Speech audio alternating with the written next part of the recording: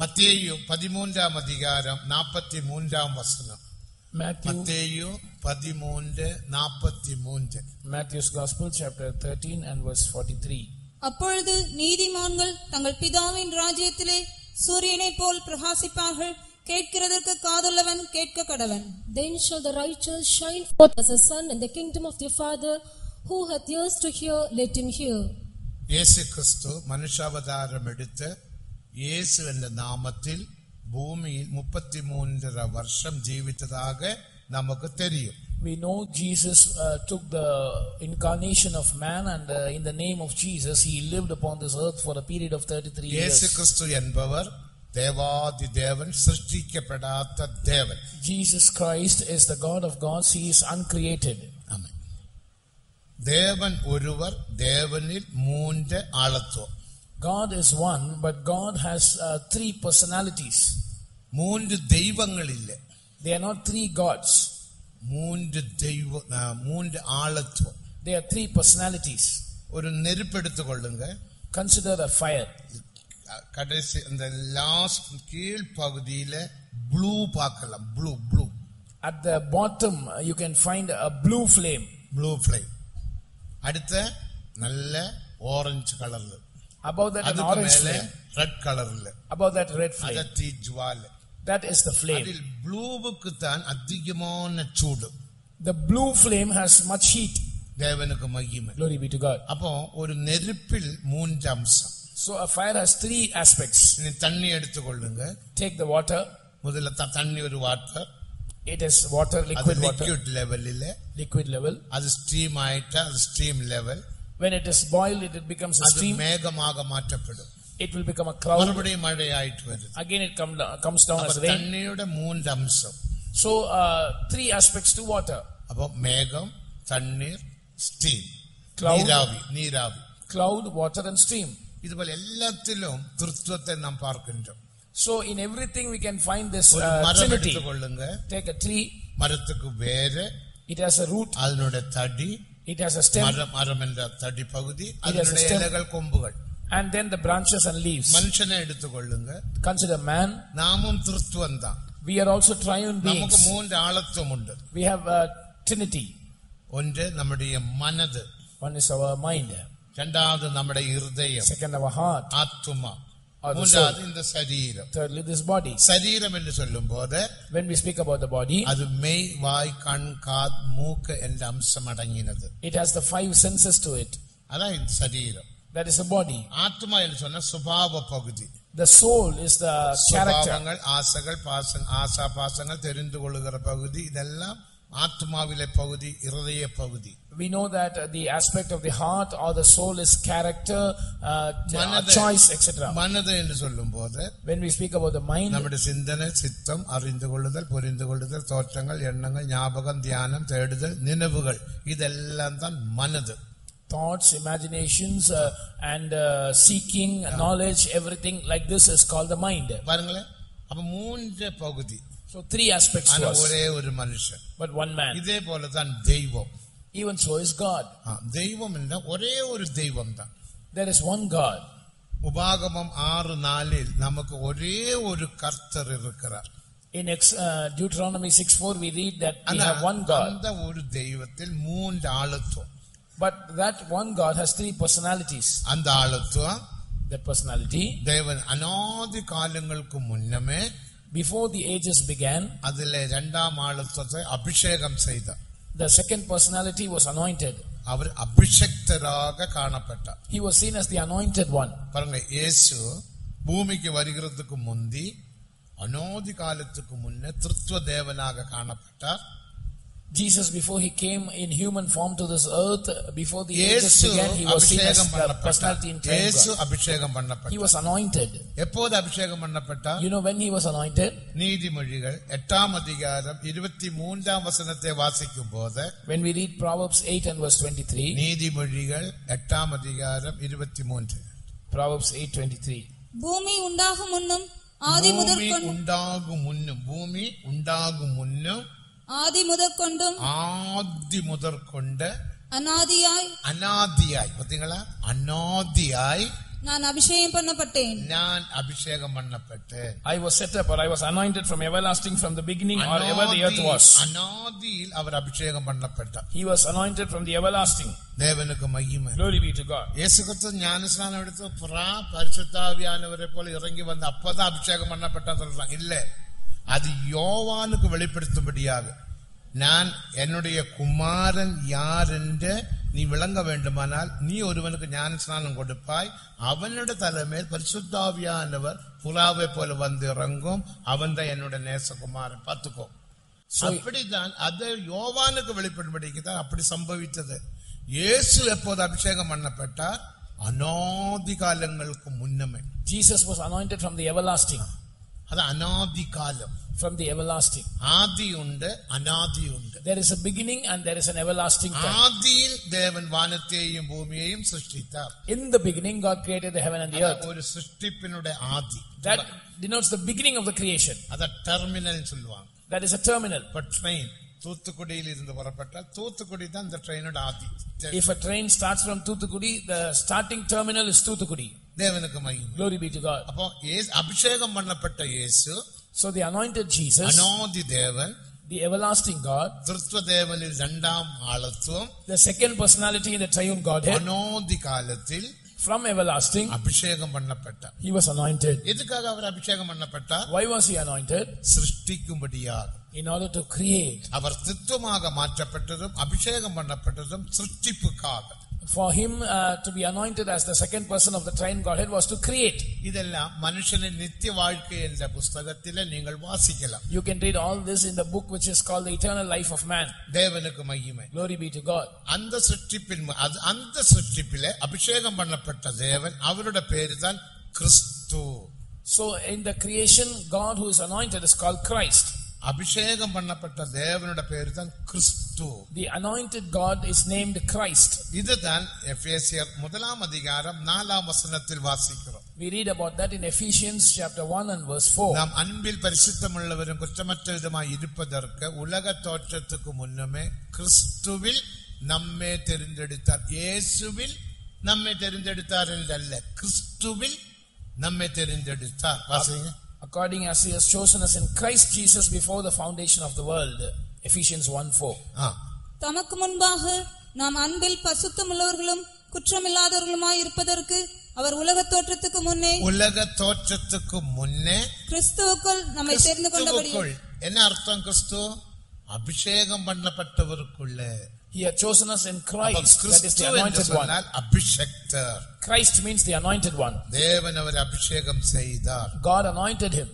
தேவனுக்கு மகிமை. Glory be to God. அப்ப அப்பட்டது சிருஷ்டிப்புக்காக. So he was anointed for creation. அதுக்கு பிறகு அவர் வார்த்தையாக வெளிப்பட்டார். After that he was revealed as the word. அவருடைய வார்த்தையினால் மறுபடியும் எல்லாவற்றையும் சிருஷ்டித்தார். By his word he created everything. அபிஷேகம் பண்ணப்பட்டவராகவும் வார்த்தையாகவும் எல்லாம் சிருஷ்டிக்கப்பட்டது. So by his anointing and by his word everything was created. அந்த வார்த்தையானது யோவான் 1:14 வசனத்தின்படி மாம்சமாகி நமக்குள் வாசமானார். According to John 1 and verse 14, that word became flesh and he dwelt among us. தேவனுக்கு மகிமை. Glory be to God. எதுக்காக தேவன் இப்படி செய்தார்? Why did God do like this? இப்ப நான் வாசித்தது போல, as we read just now, இப்ப நான் வாசித்த பகுதியில் ஒரு 6 காரியங்களை நாம் பார்க்கின்றோம். In the key verse we can find 6 aspects. அப்பொழுது என்ற ஒரு டைமை நாம் பார்க்கிறோம். அப்பொழுது then refers to a time period. நீதிமான்கள் இரண்டாவது ஒரு காரியம். The second term righteous. மூன்றாவது பிதாவின் ராஜ்யத்தில். The third in the kingdom of the Father. நாலாவது சூரியனை போல. Fourthly like the sun. ஐந்தாவது பிரகாசிப்பார்கள். Fifthly they shall shine. ஆறாவது காதுள்ளவன் கேட்க கடவன். Sixthly he that hath an ear let him இந்த hear. 6 விஷயங்களும் ஆழமான சத்தியங்கள் அடங்கின விஷயங்கள். These 6 truths are containing deeper truths. இது நம்முடைய இயேசு சொன்னதான ஒரு காரியம். Jesus himself spoke this verse. தேவனுக்கு மகிமை. Glory be to God. அபிஷேகம் பண்ணப்பட்ட இயேசு the anointed Jesus வார்த்தையாக வெளிப்பட்டு was revealed as the word. அப்புறம் இயேசு என்ற நாமத்தில் பூமியில் வந்தார். Then he took the name of Jesus, the incarnation of flesh. He came to அந்த this world. இயேசு சொன்னார், That Jesus said, அப்பொழுது Then- நீதிமான்கள் பிதாவின் ராஜ்யத்தில் சூரியனைப் போல பிரகாசிப்பார்கள். காதுள்ளவன் கேட்க கடவன். Then shall the righteous shine forth as the sun in the kingdom of their Father. Who hath ears to hear, let him hear. காதுள்ளவன் கேட்க கடவன் சொன்னால் அர்த்தம் என்ன? What does it mean? He that காதில்லாவிட்ட hath நாம் ears to hear. கேட்கவே முடியாது. Without ear, nobody can hear. நாம் கேட்கிறோம், அதன்படி செய்கிறதில்லை. The meaning of this is we hear, but we do not do according to it. எல்லாரும் கேட்கிறோம். Everyone is hearing. இன்றைக்கு நம்முடைய கன்வென்ஷன் பாருங்க, எல்லா ஜனங்களும் கேட்கிறாங்க. Look at our convention, everyone is ஆனா listening. எத்தனை பேர் கீழ்ப்படிந்து முன்னுக்கு வர்றாங்க? But how many of them are obedient and come கொஞ்சம் forward to பேர் obey the truth? மட்டும்தான். நாம் எல்லாம் கீழ்ப்படிந்தோம். We all obeyed the truth. ஆனால் இன்னைக்கு நாம் தேவ சமூகத்தில் காணப்படுகிறோம். That is why we are in the presence of God today. இந்த வசனம் முழு சிருஷ்டிக்கும் தேவன் பிரசங்கித்தார். God preached this ஆனால் அநேகர் கீழ்ப்படிகிறது. truth to the entire creation, but none obeyed. ஆனால் அநேகர் கீழ்ப்படிகிறது. Many did not obey. அப்போ காதுள்ளவன் கேட்க கடவன் என்று சொன்னால், So when it means who hath ears to hear, let him என்னுடைய hear. வார்த்தையே நீ கீழ்ப்படிந்து அதன்படி செய்யணும். You must hear my word and you must நீ obey and do கேட்டால் according மட்டும் to it. போதாத, கீழ்ப்படியணும். It is not enough if you listen, you must obey.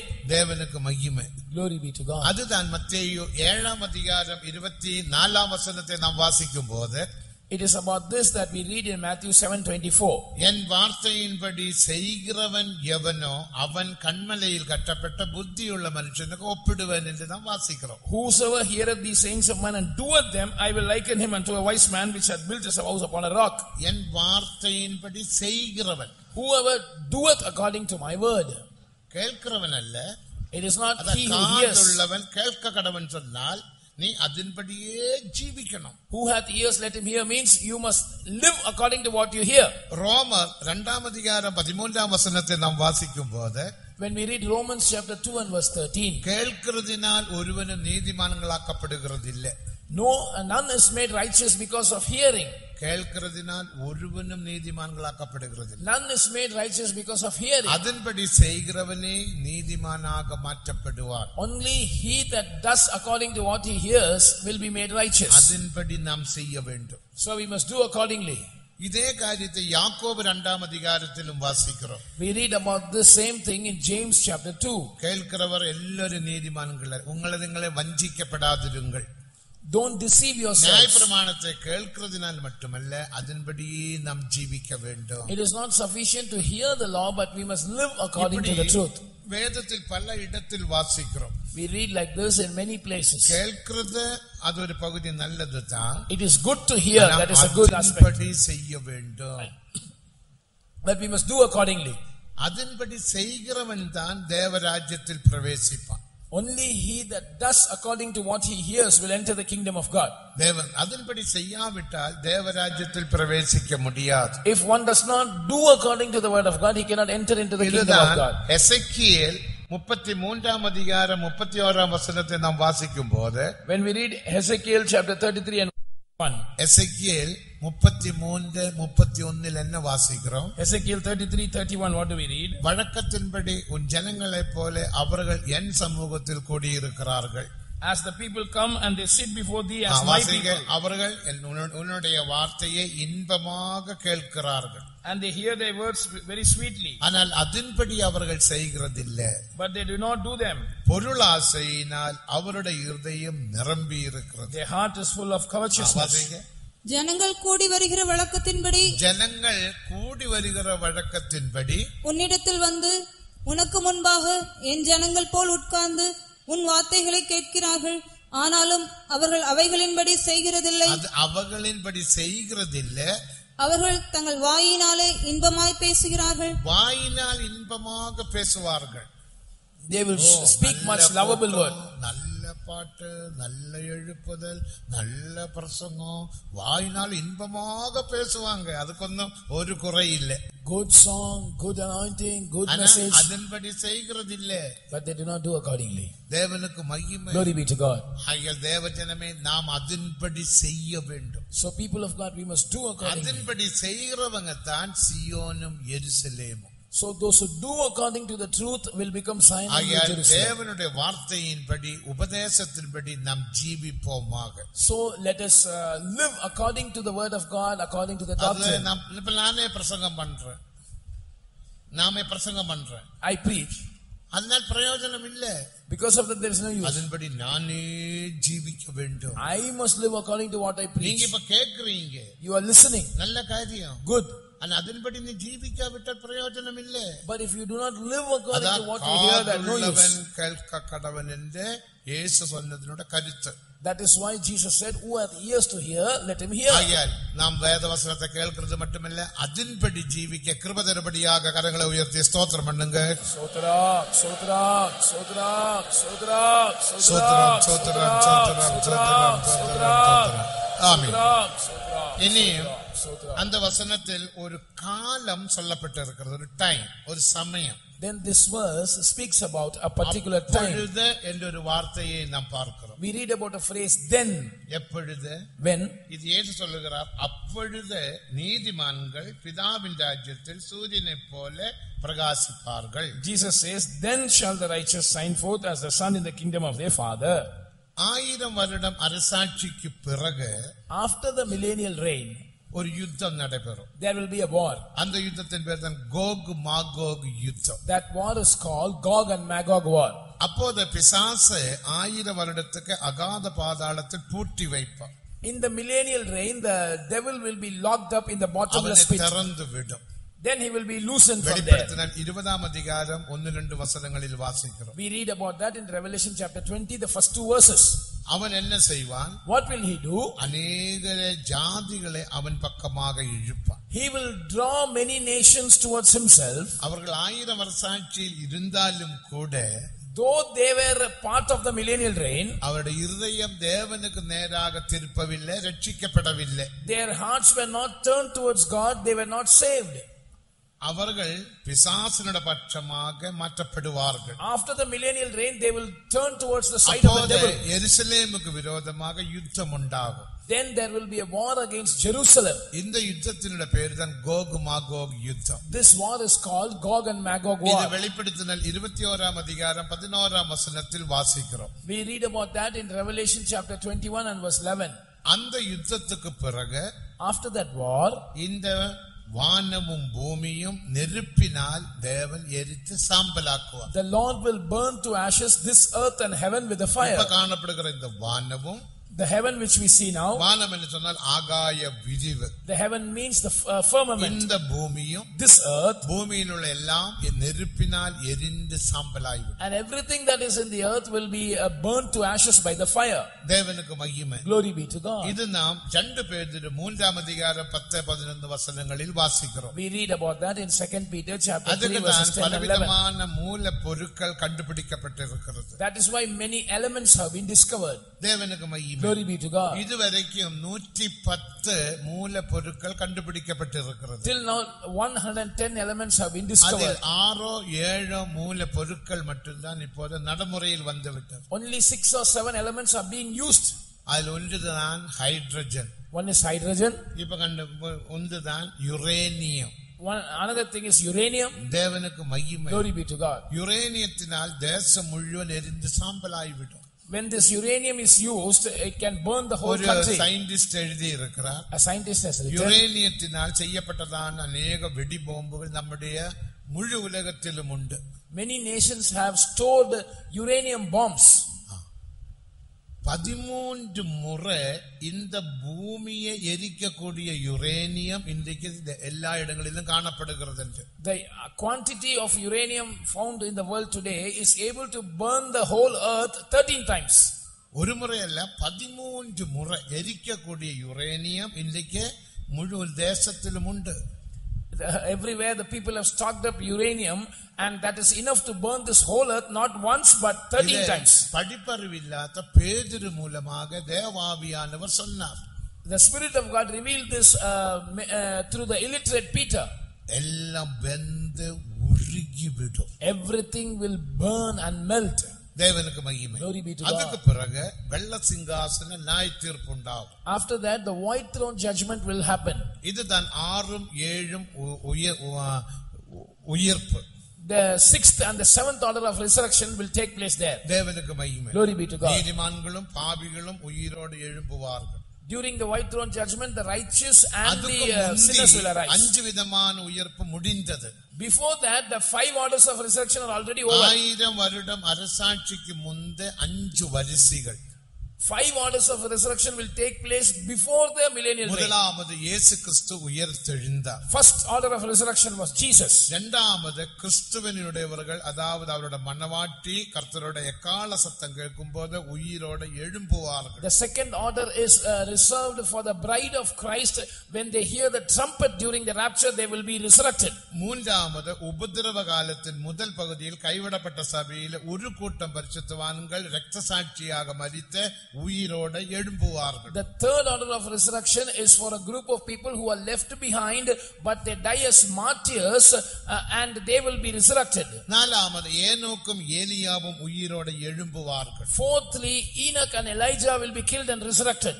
ஐந்தாவது பழைய ஏற்பாட்டு பரிசுத்தவான்கள் யாவரும் உயிரோடு எழும்புவார்கள். The fifth order belongs to the Old Testament saints who will all be resurrected. இதெல்லாம் வெளிப்படுத்தினல் 20ஆம் அதிகாரம் 4ஆம் வசனத்தில் வாசிக்கிறோம். We read about all this in Revelation chapter 20 and verse 4. இப்படி தேவன் நமக்கு வெளிப்படுத்திய சத்தியத்தின்படி உயிர்ப்பு 7 வரிசையில் உண்டு என்று நாம் வாசிக்கிறோம். So according to the doctrine that God has revealed us, there are 7 orders of resurrection. மற்ற எந்த சபையாரும் இப்படி போதிக்கிறது இல்லை. No other church teaches this.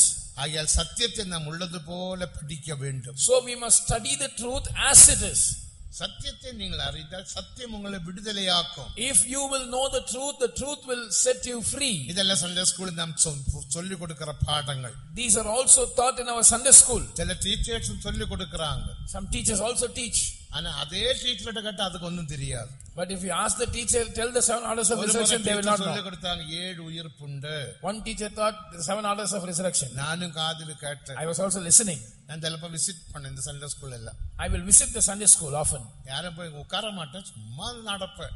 I will not go and sit in the class, I will just be walking around. பாயெல்லாம் ஒழுங்காக போட்டுருக்கா இல்லையான்னு check பண்ற மாதிரி நடப்பேன். I will just go around as if I am checking if the mats are laid in order. இல்ல நானே சும்மா இப்படி அதல்ல, இவன் என்ன சொல்லி கொடுக்க கேட்கறதுக்கு தான் போறேன். I will try to arrange the mats and I will listen to what he is teaching. இந்த டீச்சர் 7 உயிர்ப்புண்டு 7 orders of resurrection. சொல்லி கொடுக்கறத பார்த்தா ரொம்ப தமாஷா. The way he was teaching was very இன்றைக்கு நாம உயிர்ப்பை குறித்து சொல்லி கொடுக்க போறோம். கேட்டீங்களா? 7 விதமான உயிர்ப்புண்டு. 7 விதமான உயிர்ப்புண்டு. எத்தனை உயிர்ப்பு? 7 விதமான உயிர்ப்பு. இப்படியே இந்த பாட புஸ்தகத்தை பார்த்து பார்த்து சொல்லி கொடுத்த எந்த டீச்சருக்கு விளங்கும், எந்த மாணவிக்கு விளங்கும்? If the teacher is using the syllabus to teach, syllabus கையில் தொடவே கூடாது. You must not touch the syllabus. Notes of lesson எடுத்து, you must write the notes of lesson. அதிന്റെ சம்மரி நோட் எடுத்து, you must write a short note summary. ஒரு சின்ன ஒரு note எடுத்து, like a small piece of அது paper. உங்க பைபிளில் ஒட்ட வச்சு, you must stick it in your Bible. அது பார்த்து நீங்க சொல்லி கொடுக்கணும். You can use that to teach.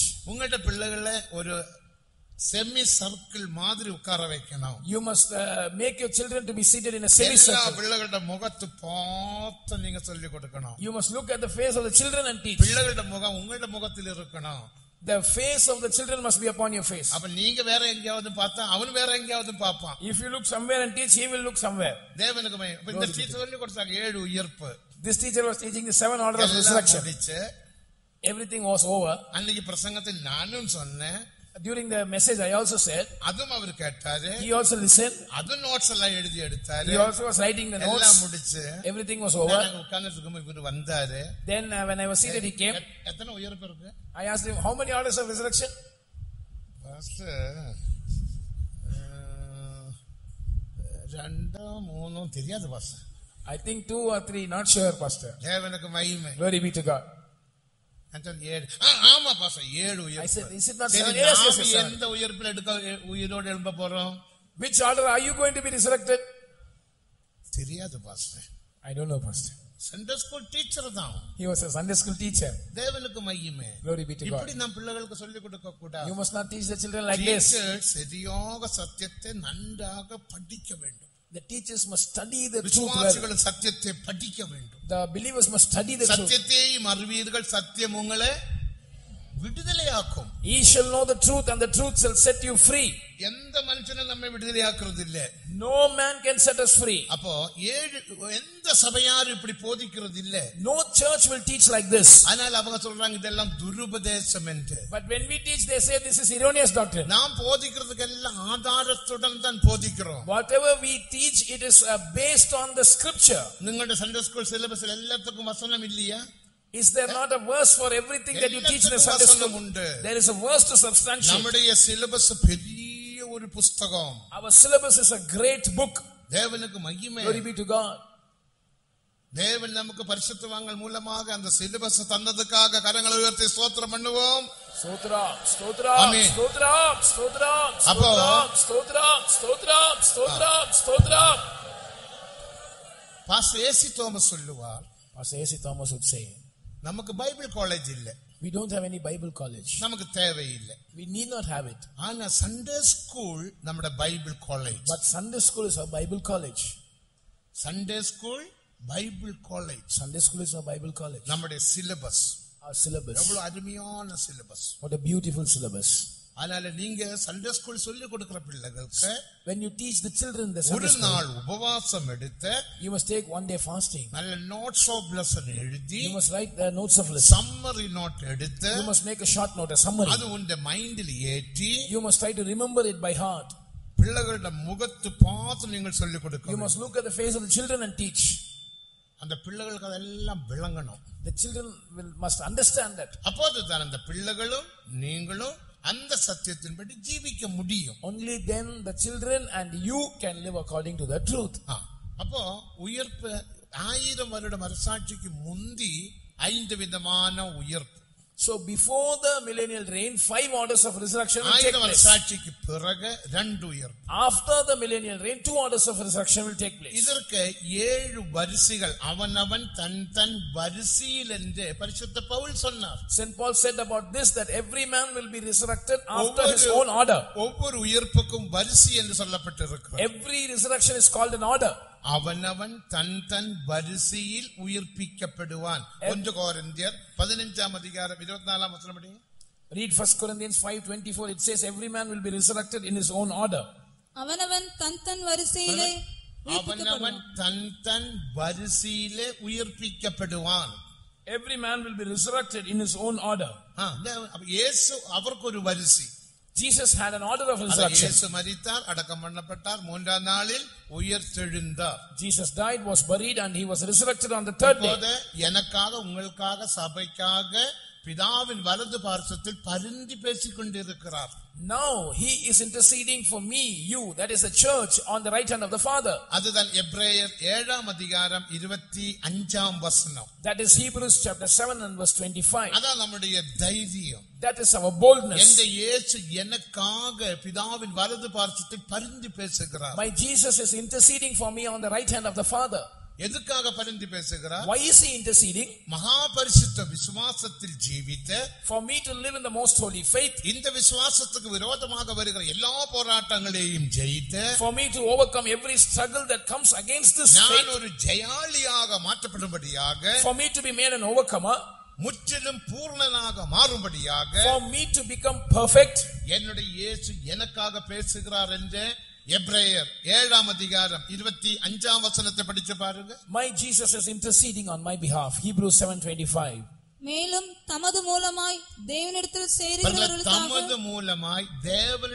சேருகிறவர்களுக்காக வேண்டுதல் செய்யும்படிக்கு அவர் எப்பொழுதும் உயிரோடு இருக்கிறவர் ஆகையால் அவர்களை முற்றுமுடிய ரட்சிக்க வல்லவராயும் இருக்கிறார். முற்றும் முடிய ரட்சிக்க பூர்ணப்பட, முடிய ரட்சிக்க சொன்னா நாம் பூர்ணப்பட வேண்டும். கேட்டீங்களா? நாம் ரட்சிக்கப்படுவது மட்டுமல்ல, ரட்சிப்பில் நாம் வளர்ந்த, ரட்சிப்பில் பூர்ணப்பட வேண்டும். We must not just be saved, we must be saved to the uttermost, which means we must be perfected in our salvation, and for that Jesus is interceding. ഈ രക്ഷിപ്പെ കുറിച്ച് 3 പദങ്ങൾ വേദത്തിൽ നാം பார்க்கின்றோம். About salvation we read about 3 terms in the Bible. ഒരിടത്തിൽ രക്ഷിക്കപ്പെട്ടോം என்று நாம் வாசிக்கிறோம். In one place we read we were saved.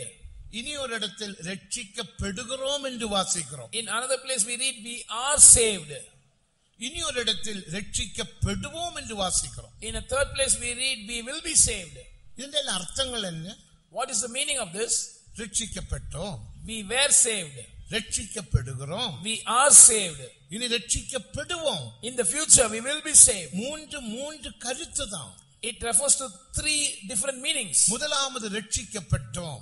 First of all, we were saved. பாவத்திலிருந்தும் சாபத்திலிருந்தும் பிசாசின் கண்ணியிலிருந்தும் எல்லா விதமான இச்சையிலிருந்தும் இயேசு கிறிஸ்துவின் இரத்தத்தினால் அவர் நம்மை ரட்சித்தார். By the blood of Jesus Christ, He saved us from sin, from every snare of the devil, from curses and from all the wicked lusts. தேவனுக்கு மகிமை. Glory be to God. இயேசு கிறிஸ்துவின் இரத்தம் சகல பாவங்களை நீக்கி உன்னை சுத்திகரிக்கும். The blood of Jesus cleansed you from every sin.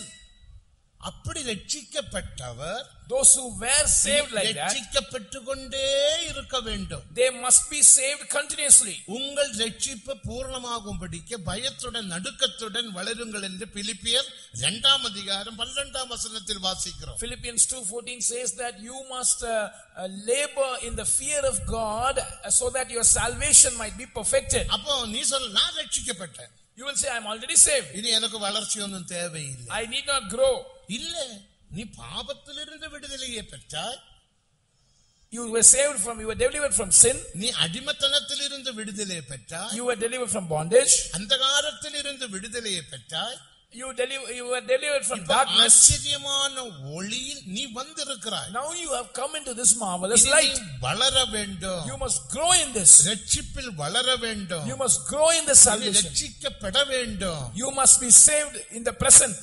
அதுக்குத்தான் நமக்கு உபதேசத்தின் பல படிகள் கொடுக்கப்பட்டு இருக்கிறது. That is why many steps of the doctrine is given to us. ரட்சிப்பில் வளரும்படியாக For you to grow in salvation, ஞானஸ்நான சத்தியம், the truth of water baptism, பரிசுத்தாவியின் சத்தியங்கள், the truth about the Holy Spirit, தெய்வீக சுகத்தின் சத்தியங்கள், the truth about divine healing, வேறுபாடு ஜீவியத்தின் சத்தியங்கள், the truth about the life of separation, கிறிஸ்துவுக்காக பாடுபடுகிற சத்தியங்கள், the truth about suffering for Christ, முற்றிலும் பரிசுத்தமாக்கப்படுகிற சத்தியங்கள், the truth about entire sanctification, கர்த்தருடைய வருகை என்ற நம்பிக்கையின் சத்தியங்கள், the truth about the hope of the coming of the Lord, சீயோன் எருசலேம் என்ற சத்தியங்கள், the truth about Zion and New Jerusalem, ஜெய ஜீவியம் பரிசுத்த ஜீவியம் என்ற ஆழமான சத்தியங்கள், the deeper truths about a holy life and an overcoming life. தேவன் நமக்கு வெளிப்படுத்தி இருக்கிறார். God has revealed everything to us. இவ்விதமான சத்தியத்தை நாம் கேட்கிறது மட்டுமல்ல, We should not stop with hearing such truths. கீழ்ப்படிந்து ஜீவிக்கும் போது When we obey to that and live, நாம் ரட்சிக்கப்படுகிறோம். we are saved. தேவனுக்கு மகிமை. Glory be to God. ரட்சிக்கப்படுகிறவர்கள், Those who are saved, கடைசி ஒரு ரட்சிப்புண்டு. there is a final salvation. அதுதான் கர்த்தருடைய வருகையில் இந்த சரீரமானது மகிமையின் சரீரமாக மாற்றப்படுவது. That is the redemption of this body at the coming of the Lord to become a glorious body. அதில் தான் பூர்ண ரட்சிப்பு பெற்றுக் கொள்ளுகிறோம். It is there that we receive the perfect salvation. இதுதான் 1 பேதுரு 1 அதிகாரம் 4 வசனம் படிங்க. அந்த காலத்தில் வெளிப்பட போகிறதான ஆத்தும ரட்சிப்பு. This is what we read in 1 Peter chapter 1 and verse 4. அவர் இயேசு கிறிஸ்து மரித்தோரிலிருந்து எழுந்ததினாலே அழியாததும் 5 வசனம் Verse 5. கடைசி காலத்திலே வெளிப்பட கடைசி ஆயத்தமாக்கப்பட்டிருக்கிற காலத்தில் வெளிப்பட ஆயத்தமாயிருக்கிற ரட்சிப்புக்கு ஏதுவாக ரட்சிப்பு, அதான் பூர்ண ரட்சிப்பு. Salvation ready to be revealed in the last இது time. This நாம் is perfect salvation. விளங்கினால்தான் சத்தியங்கள் விளங்கும். Only when we understand this, we will understand the truth. தேவனுக்கு மகிமை. Glory be to God. அப்போ அந்த ரட்சிக்கப்படுகிறவர்கள், Those who are saved like that, பூர்ணமாக்கப்படுகிறவர்கள், those who are perfected, கிறிஸ்துவுக்குள் மரிப்பார்கள். they will die in Christ. தேவனுக்கு மகிமை. Glory be to God. அவர்கள் 2ஆம் வரிசையில் உயிரோடு எழுப்புவார்கள். In the second order, they will be resurrected.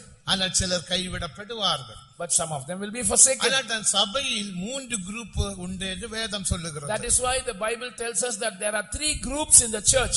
3 இடத்திலும் வாசிக்கிறோம். We read about that in 3 different places. தேவனுக்கு மகிமை. Glory be to God. வெளிப்படுத்தல் 12ஆம் அதிகாரம் 5ஆம் வசனத்தை வாசிக்கும் போது, When we read Revelation chapter 12 and verse 5, ஆண் பிள்ளை என்றுதான் ஒரு குரூப்பை பார்க்கின்றோம். we read about a group called the man அவர்கள் child. எடுத்துக்கொள்ளப்படுகிற பரிசுத்தவான்கள். They are the saints of God who are caught up.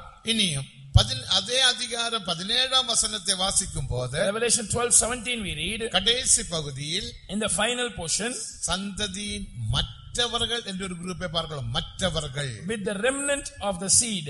அதுதான் கைவிடப்பட்ட சபையில் இரத்த சாட்சியாய் மரிக்கிறதான group. That remnant shows those who are left behind but die as martyrs. மூன்றாவது group சந்ததி. The third group is the seed. சந்ததி அந்திகிறிஸ்துவோடு சேர்ந்து விடுவார்கள். That seed will be united with the Antichrist. தேவனுக்கு மகிமை. Glory be to God. இப்படி அபிஷேகம் பண்ணப்பட்டவரில் 3 group உண்டு. So amongst those who are spirit baptized there are 3 groups. ഈ மற்றவர்கள் என்ற குரூப் கைவிடப்பட்டவர்கள் அந்திகிறிஸ்துவின் காலத்தில் இரத்தசாட்சியாய் மரிப்பார்கள். The remnant who are left behind will die as martyrs during the reign of the Antichrist. அவர்கள் மூன்றாம் வரிசையில் உயிரோடு எழும்புவார்கள். They will be resurrected in the third order. இதை மத்தேயு 24 அதிகாரம் 29 30 வசனங்களில் வாசிக்கிறோம். We read about that in Matthew 24 verses 29 and 30. தேவனுக்கு மகிமை. Glory be to God. இன்னும் பல இடங்களில் வாசிக்கிறோம். We read about this in various other places. இவர்கள் உயிரோடு எழும்புவார்கள் மூன்றாம் வரிசை. They are the third order of resurrection. இவர்கள் உயிரோடு எழும்பின பிறகு after they are resurrected, மூன்றாம் உபத்திரவ காலத்தின் இரண்டாம் பகுதிக்கு துவக்கம். That will be the beginning of the second half of the tribulation. ஏலியாவும் பூமிக்கு வெளிப்படுவார். Then Enoch and Elijah will descend to this earth. Enoch என்பது மனசாட்சியின் காலத்திலே ஒரு மரிக்கப்படாத ஒரு பரிசுத்தவான். Enoch was a saint of the conscience period who did not taste death. அவர் மரணத்தை காணாமல் எடுத்துக்கொள்ளப்பட்டார். He was caught up without tasting death.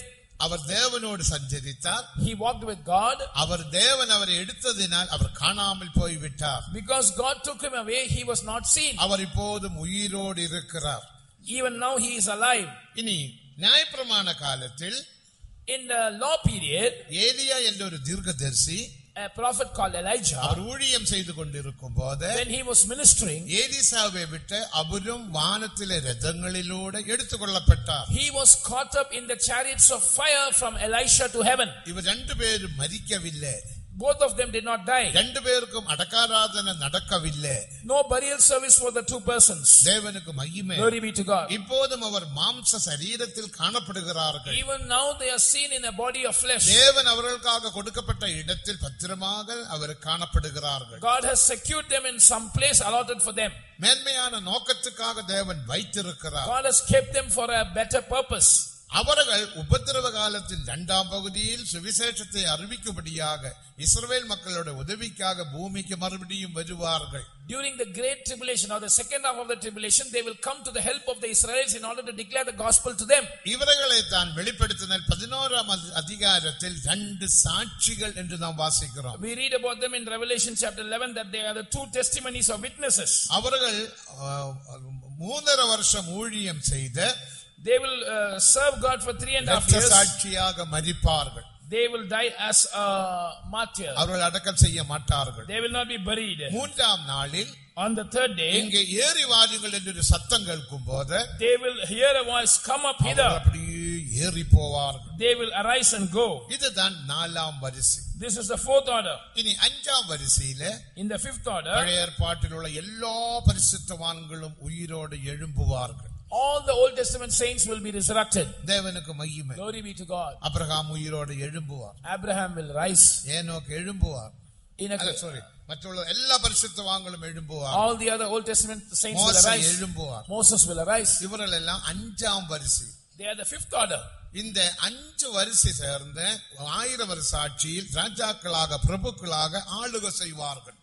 These 5 orders of resurrection, they will reign upon this earth in various capacities in the millennial reign. இதில் நாம் மணவாட்டியாக இயேசுவோடு கூட நின்று ஆளுகை செய்வோம்.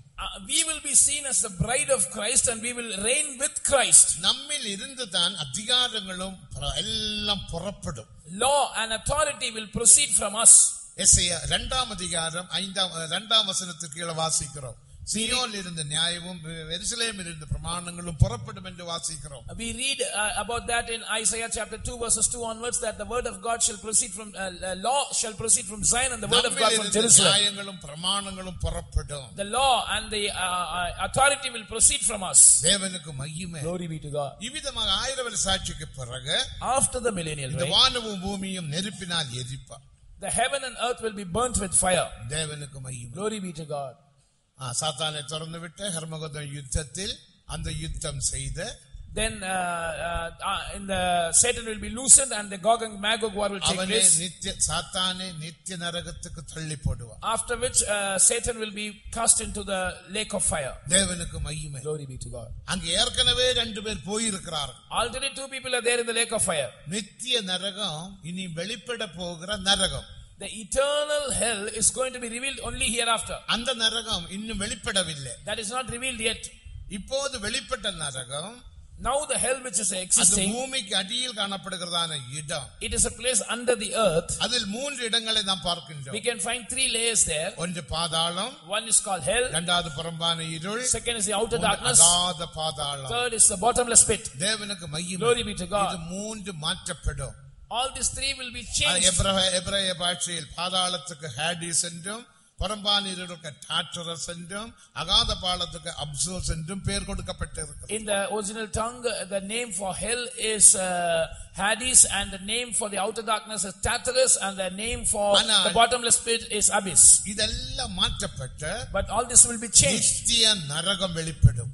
The eternal hell will be அதுதான் revealed. வெளிப்படுத்தினல் 20ஆம் அதிகாரம் 15ஆம் வசனத்திலே சத்தியம். That is the truth that is spoken in Revelation 20 and verse 15. அதனுடைய எபிரேய மொழிதான் ஜிஹன்னா. The Hebrew word for eternal hellfire is Gehenna. தேவனுக்கு மகிமை. Glory be to God. அதில் முதலாவது தள்ளப்படுகிறது அந்தி கிறிஸ்து. The first person to be cast into the eternal hellfire is Antichrist. அவனோடு கூட தள்ளப்படுகிறது கள்ள தீர்க்கதரிசி. And along with him the false prophet. இது வெளிப்படுத்தினல் 19ஆம் அதிகாரம் 19-20 வசனங்களில் வாசிக்கிறோம். We read about this in Revelation chapter 90 verses 19 and கர்மேல் 20. யுத்தம் நடக்கும்போது After the Armageddon war, இயேசுவும் அவருடைய பரிசுத்தவான்களும் Jesus and his saints, வானத்திலிருந்து புறப்பட்டு வருவார்கள். they will descend from heaven. அவர்கள் குதிரைகளில் வருவார்கள் என்று வெளிப்படுத்தினல் 19ஆம் அதிகாரம் 11ஆம் வசனத்தில் வாசிக்கிறோம். We read in Revelation 19:11 that they will come riding upon horses. அந்த யுத்தத்தில் In that war, அந்தி கிறிஸ்துவும் அவனோடுள்ள ஜனங்களும் அவர்கள் தோற்று போவார்கள். Antichrist and his army will be defeated. அப்போது அந்தி கிறிஸ்துவையும் கள்ளத்துக்கு பிடித்து அகாத பாத அல்லிங்களே நித்திய நரகத்தில் தள்ளி போடுவார். And then the Antichrist and the false prophet will be caught and pushed into the eternal hellfire. 19ஆம் அதிகாரம் 19-20 வசனங்கள். Read Revelation chapter 19 verses 19 and 20. பின்பு மிருகமும் பூமியின் ராஜாக்களும் அவர்களுடைய சேனைகளும் குதிரையின் மேல் ஏறி இருக்கிறவரோடும் அவருடைய சேனையோடும் யுத்தம் பண்ணும்படிக்கு கூடி வர கண்டேன். அப்பொழுது மிருகம் பிடிக்கப்பட்டது. அப்பொழுது மிருகம் அந்தி கிறிஸ்து பிடிக்கப்பட்டது. மிருகத்தின் முன்பாக செய்த அற்புதங்களால் அதன் முத்திரையை தரித்தவர்களையும் அதன் சொரூபத்தை வணங்கினவர்களையும் மோசம் போக்கின கள்ளத்தீர்க்கதரிசியும் கூட பிடிக்கப்பட்டான். கள்ளத்தீர்க்கதரிசியையும் பிடித்து இருவரும் கந்தகம் எரிகிற அக்னி கடலிலே உயிரோடு தள்ளப்பட்டார். கடலிலே உயிரோடு தள்ளுவார். அவர்தான் முதல் மனுஷன். These are the first people to inhabit the hellfire. போகிற முதல் மக்கள். They are the first to go to the eternal hellfire. மூன்றாவது வருகிறவன் தான் சாத்தான். Thirdly, Satan will come. தேவனுக்கு மகிமை. Glory be to God. அதுதான் வெளிப்படுத்தின 20ஆம் அதிகாரம் 12-13 வசனங்கள் சாத்தானும் பிடிக்கப்பட்டு. In Revelation 20 verses 12 and 13 we read Satan was cast down. மரித்தோராகிய சிறியோரையும் பெரியோரையும் தேவனுக்கு முன்பாக நிற்க கண்டேன். அப்பொழுது புஸ்தகங்கள் திறக்கப்பட்டன. மேல் வசனம் சாத்தானும் பிடிக்கப்பட்ட கந்தகம் எரிகிற அக்கினியில் தள்ளப்படுவான் என்று வாசிக்கிறோம். 10ஆம் வசனம். மேலும் அவர்களை மோசம் போக்கின பிசாசானவன் மிருகமும் கள்ளத்தீர்க்கதரிசியும் இருக்கிற இடமாகிய அக்னியும் கந்தகமான கடலிலே தள்ளப்பட்டான். அவன் தள்ளப்பட்டான். சாத்தானும் தள்ளப்படுவான். Satan also will be cast there. அப்ப சாத்தானுடைய இடம் பாருங்க. அந்த சாத்தான் தான் இப்ப பெரிய வம்பு பண்றான். That Satan is creating all the trouble now. உன்னை நான் விட மாட்டேன். I will not spare you. அவன் போகிற இடம் அவனுக்கு தெரியுது. He knows his destination. அவனுடைய வயிறு எரியுது. His stomach is burning. ஐயோ நான் நரகத்தில் போனமே. I must go to the eternal hellfire. அங்க நெருப்புண்ட எரியுமே. The fire there will burn. சாத்தானே பயப்படுகிறான். Satan is afraid of hellfire. அவனுக்கே பயம். He is afraid. நீயும் வா. He is asking us to come. நீ அப்படி சொல்லி நம்மட விசுவாசத்தை கெடுக்கிறான். He is trying to ruin our faith by saying that. அதனால தான் நமக்கு பெரிய போராட்டம். That is why we have a great struggle. நம்ம மருந்து எடுக்காததினால, because we don't take medicine, வேறுபாடு ஜீவியம் செய்வதினால, because we live a life of separation. நமக்கு எத்தனையோ போராட்டம், so many problems. எத்தனையோ பேர் சொந்தக்காரர் மட்டுமல்ல ஃப்ரெண்ட்ஸும் கூட வந்து கேலி பண்றாங்க இல்லையா? Not just the relatives, the friends are also teasing. தைரியமா நிக்கணும். It is there that you must stand boldly. உனக்குள்ள யாரு கிரியை செய்கிறது தெரியுமா? அந்த சாத்தான் தான். அவன் கடைசியில் நரகத்துக்கு தான் போவான், நான் வர மாட்டேன். You must tell them Satan is working in you, he will go to hell, I will not come. பழைய ஏற்பாட்டில் ஒரு கதை உண்டு. That is why there is a story in the Old Testament. தேவனுக்கு மகிமை. அந்த 1 ராஜாக்கள் 5ஆம் அதிகாரத்தை வாசிக்கும் போது சாலமோன் ஞானத்தை வெளிப்படுத்தும்படியாக 2 ஸ்திரீகள் 2 குழந்தைகளை பெற்ற ஸ்திரீகள், அது ஒரு குழந்தை இறந்து போச்சு, இன்னொரு குழந்தை உயிரோடு இருக்குது. கடைசியில ஒரு குழந்தையை பிடித்து கொண்டு வந்து 2ஆக பிரிக்க சொல்றாங்க. இதெல்லாம் ஆழமான சத்தியமுள்ள. There is a deep meaning to this story. சாத்தான் ஒரு தந்திரம் பாருங்க. Look at one deception of the devil. Solomon சொல்லுகிறான், அந்த குழந்தையை கொண்டு வா. Solomon is telling, ஒரு பட்டயத்தை கொண்டு வா, bring a sword, 2ஆக கிழிச்சிடுவோம். divide the child into 2. ஒரு பகுதி நீ வெச்சுக்கோ, ஒரு பகுதி நீ வெச்சுக்கோ. Keep one half for yourself, keep one half for yourself. தாயானவள், the real mother, அவளோட வயிறு துடித்து, ஐயோ ஆண்டவரே, அப்படி வேண்டாம் ஆண்டவரே, அந்த குழந்தை உயிரோடு இருக்கட்டும், அவளையே கொண்டு போட்டு. Her bowels boiled and she said, let the child be alive, let her take it. கொல்ல வேண்டாம், you must not kill it. மற்றவள் என்ன சொல்றான்? But what does the other person say? அது பிசாசின் தந்திரம். That is the deception of the devil. எனக்கும் வேண்டாம், உனக்கும் வேண்டாம். I need not have, you need not have. அதாரு அந்த ஸ்திரியானவளாரு? Who is that woman? அதுதான் விழுந்த தூதர்கள். Those are the fallen spirits. அந்த குழந்தை உள்ள ஸ்திரியாரு? புதிய ஏற்பாட்டு சபை. That child which is alive is the New Testament church. குழந்தை யாரு? நம்முடைய ஜெய ஜீவியம். That child is our victorious life. தேவனுக்கு மகிமை. Glory be to God. ஜெயிக்கிறவன் என்னோடு கூட என்னுடைய சிங்காசனத்துக்கு அருள் செய்வேன். I will cause him to sit with me on my throne who overcomes like me. ஜெயத்தை கிழித்து போடுவோம் என்று சாலமன் சொன்னாலும் கூட, though Solomon said let us divide the child, that victory, நீ என்ன சொல்லணும்? what you must say? இந்த ஜெயத்தை நான் விட்டுவிட மாட்டேன். Lord, I will not allow my child to be killed. கொல்ல வேண்டாம். You must not allow my child to be killed. இந்த ஜெயத்துக்கு விரோதமான எந்த காரியத்துக்கு நான் இடம் கொடுத்து ஜெய ஜீவியத்தை நான் இழந்து போக மாட்டேன். I will not give room to anything that is ruining my overcoming life. அப்போ சாத்தான் சொல்ல, எனக்கும் வேண்டாம் உனக்கும் வேண்டாம். Satan will say, you need not have, I need not have. எனக்கோ ஜெயம் இல்லை, I don't have victory. நான் நரகத்துக்கு தான் போவேன். I am destined to hell. உன்னையும் விட மாட்டேன். I will not leave you. நீங்க என்ன சொல்லணும்? What you must say? நான் பரலோகத்துக்கு போவேன். I will go to heaven. சாத்தானே, உன் பின்னால நான் வர மாட்டேன். Oh Satan, I will not come after you. நான் உன் பின்னால வந்து சினிமா படத்தை எல்லாம் பார்க்க மாட்டேன். I will not come after you to see the movies. நான் மொபைலில் சினிமா படத்தை பார்க்க மாட்டேன். I will not watch mobile movies in the mobile. இருக்கக்கூடிய எந்த காரியத்துக்கு நான் இடம் கொடுக்க மாட்டேன். I will not allow anything in my mobile to corrupt me. தேவனுக்கு மகிமை. Glory be to God. எனக்கும் வேண்டாம் உனக்கும் வேண்டாம் அவன் சொல்லுவான். He will say, I need not have, you need not have. நீ சொல்லணும், எனக்கு வேணும். But you must say, I must have the child alive. பரலோகம் வேண்டியவர்கள் சொல்லுங்க, எனக்கு பரலோகம் வேண்டும் என்று சொல்லுங்க. எனக்கு பரலோகம் வேண்டும், எனக்கு பரலோகம் வேண்டும், எனக்கு பரலோகம் வேண்டும், எனக்கு ஜெய ஜீவியம் வேண்டும், எனக்கு ஜெய ஜீவியம் வேண்டும். அப்படிப்பட்டவங்க மொபைலில் சினிமா படம் எந்த படமும் பார்க்க மாட்டார். Such people will not watch any movie or other movies in their mobile. சிலர் நினைப்பாங்க சினிமா படம் தவறுதானா? Some will ask, watching movies, is it wrong? அப்படி ஒரு வசனம் இருக்கா? Is there a verse to prove that? படிச்சு பாருங்க, நீதிமொழிகள் 21ஆம் அதிகாரம் 4ஆம் வசனம் படிங்க. Read Proverbs 21 and verse 4. தமிழில் தெளிவாக எழுதி இருக்கிறது. The Tamil translation is very clear. ஆங்கிலத்தில் கொஞ்சம் விளங்காது. English translation is தமிழ் படிச்சு பாருங்க. மேட்டுமையான பார்வையும் அகந்தையான மனவுமுள்ள துன்மார்க்கர் போடும் வெளிச்சம் பாவமே. எவ்வளவு தெளிவா இருக்கு. Very clear. மேட்டுமையான பார்வையும் அகந்தையான மனமும் உள்ள துன்மார்க்கர் போடும் வெளிச்சம் பாவமே. அத டிவில எல்லாம் எப்படி வரும்? வெளிச்சமா தானே வரும். There is some light in the TV. துன்மார்க்கர் போடும் வெளிச்சம். It is the light of the wicked. இப்போ என்ன ஒரு வீடியோவில் பிடித்தால், suppose I am நான் வெளிச்சமாக தான் வரும். I will also see in the form of light. அப்ப நான் துன்மார்க்கனா? அப்ப நல்ல வெளிச்சம் உண்டு. There is good light. துன்மார்க்கத்தனமான வெளிச்சம் உண்டு. Also wicked light.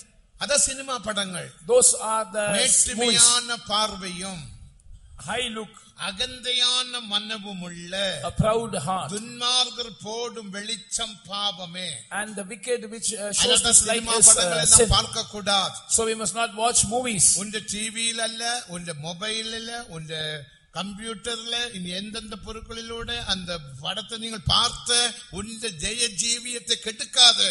You must not watch movies in a theater or in your TV or in your laptop or in your mobile. சாத்தான் உன்னை உற்சாகப்படுத்துவான். Satan will encourage you. காரணம் என்ன? What is the reason? உன்னை நான் பரலோகத்துக்கு விட மாட்டேன். I will not leave you to go to heaven. நீதான் தீர்மானம் பண்ணணும். But you must decide. நான் பரலோகத்துக்கு போவேன். I will go to heaven. தேவனுக்கு மகிமை. Glory be to God. அப்ப சாத்தான், மூன்றாவது சாத்தான் நித்திய நரகத்தில் தள்ளப்படுவான். So thirdly will be cast into the eternal hellfire. வெள்ளை நியாய தீர்ப்பில் at the white throne judgment, ரெண்டு group, two groups will stand. ஒன்று வலது பக்கத்தில் உள்ளதான செம்மறியாடு. One is the goats which are on the right side. ரட்சிக்கப்பட்டதான தேவ ஜனங்கள். They are the saved people of God. இரண்டாவது வெள்ளாடு. Secondly the sheep. ரட்சிக்கப்படாதவர்கள். They are unsaved. துன்மார்க்கர். They are பாபிகள். wicked sinners. Backsliders. அவரெல்லாம் அந்த வெள்ளாட்டு குரூப்பில் பட்டவர்கள். They belong to the group called the sheep. தேவனுக்கு மகிமை. Glory be to God. அதனால தான் 17ஆம் சங்கீதம் 9ஆம் வசனத்தை நாம் வாசிக்கும் போது, that is why we read in Psalm 17 and verse 9, துன்மார்க்கரும் நரகத்தில் தள்ளப்படுவார்கள். The wicked and the sinners will be cast into hell. Sorry, 9ஆம் சங்கீதம் 17ஆம் வசனம். Psalm 9 and verse 17, sorry. துன்மார்க்கரும் தேவனை மறக்கிற எல்லா ஜாதியாரும் நரகத்திலே தள்ளப்படுவார்கள். நரகத்தில் நித்திய நரகத்தில் தள்ளப்படுவார்கள். They will be cast into the eternal hell. தேவனுக்கு மகிமை. Glory be to God. அப்படினா தேவஜனமே பயத்துடன் ரட்சிப்பை பாதுகாத்து வளருவோமாக. So people of God, let us work out our salvation with fear and trembling. இவர்கள் உயிர்த்தெழுந்து, they will be resurrected. தேவனுக்கு மகிமை. Glory be to God. இதுதான் உயிர்ப்பின் 7 வரிசைகள். So these are the 7 orders of resurrection. அப்ப இதுக்கு பிறகு, after this, இயேசு கிறிஸ்து என்ன செய்வார்? What will Jesus Christ do? அவருடைய ராஜ்யம் பிதாவின் கரத்தில் ஒப்படைப்பார். He will hand over his kingdom to the Father. 1 கொரிந்தியர் 15ஆம் அதிகாரம் 26ஆம் வசனத்தில் வாசிக்கிறோம். We read about that in 1 Corinthians 15:26. பிதாவின் ராஜ்யம் வெளிப்படும். Then the kingdom of the Father will be revealed. குமாரனாம் தேவன் the Son தன்னுடைய ராஜ்யமாகிய 1000 வருட அரசாட்சி பிதாவின் கரத்தில் ஒப்படைப்பார். God the Son will hand over his kingdom, that is the millennial reign, into the hands of the Father. பிதாவுக்கு அவர் கீழ்ப்படிந்திருப்பார். And then he will be subject to the Father. வாசிங்க. அதன் பின்பு முடிவு உண்டாகும். அப்பொழுது அவர் சகல துரைத்தனத்தையும் சகல அதிகாரத்தையும் வல்லமையையும் பரிகரித்து தேவனும் பிதாவுமாய் இருக்கிறவருக்கு ராஜ்யத்தை ஒப்படைப்பார். அதான் அப்பொழுது என்ற வார்த்தையோட அர்த்தம். This is the time period which is said by the phrase then. அது வெள்ள சிங்காசன நியாய தீர்ப்புக்கு பிறகு, that means after the white throne judgment. கோகுமாக யுத்தத்துக்கு வானத்தை பூமியை எரித்த பிற்பாடு, வெள்ள சிங்காசனத்துக்கு பிற்பாடு குமாரனாம் தேவன் தன்னுடைய ராஜ்யம் பிதாவின் கையில் ஒப்படைப்பார். After the millennial reign, the Gog and Magog, what takes place, this heaven and earth is destroyed, and the white throne judgment, then the kingdom is given to the Father. பிதாவின் ராஜ்யத்தில் சூரியனை போல பிரகாசிப்பார்கள். Then the righteous shall shine forth as the sun in the kingdom of the Father. தேவனுக்கு மகிமை. Glory be to God. அங்க நீதிமான்கள் என்று பார்க்கிறோம். We read about people who are righteous. பிதாவின் ராஜ்யம் என்று பார்க்கிறோம். We read about the kingdom of the Father. சூரியனை போல என்று பார்க்கிறோம். We read about they shall shine like the sun. சூரியனை போல என்று சொன்னால் அர்த்தம் என்ன? What does it mean they will shine forth as the sun? நித்திய ராஜ்யத்துக்கு பிதாவின் ராஜ்யம் என்று பேர் உண்டு. The eternal kingdom is called the kingdom of the Father. தேவனுக்கு மகிமை. பிதாவின் ராஜ்யத்தில் अनेक வாசஸ்தலங்கள் உண்டு. There are many mansions in the Father's kingdom. எல்லாரும் ஒரே ஸ்டாண்டர்ட் உள்ளவங்க அல்ல. Everyone is not of the same standard. அங்கே நீதிமான் என்று வாசிக்கிறோம். We read about a group of people called the righteous. ஒரே நீதி அல்ல. It is not one righteousness. நீதியில் வித்தியாசம் உண்டு. There is a difference in the level of righteousness. அதனால்தான் 2 பேதுரு 3ஆம் அதிகாரம் 13ஆம் வசனத்தை வாசிக்கும்போது, நீதி வாசமாயிருக்கும் புதிய வானங்களும் பூமியும் வரும் என்று நாம் காத்திருக்கிறோம். That is why in 2 Peter 3:13 we read, we are looking for the new heavens and the new earth which is dwelling righteousness. நீதி வாசமாயிருக்கும் புதிய வானங்களும் பூமியும் வெளிப்படும் என்று நாம் காத்திருக்கிறோம். We are looking. Please read the verse. அவருடைய வாக்குத்தத்தத்தின்படி 3:13 2 Peter 3:13 அவருடைய வாக்குத்தத்தத்தின்படியே நீதி வாசமாயிருக்கும் புதிய வானங்களும் நீதி வாசமாயிருக்கும் புதிய வானங்களும் புதிய பூமியும் உண்டாகும். புதிய வானங்கள் என்று பன்மையில் சொல்லப்பட்டிருக்கிறது. New heavens, it is mentioned in plural. இது எதை வெளிப்படுத்துகிறது? What does this show?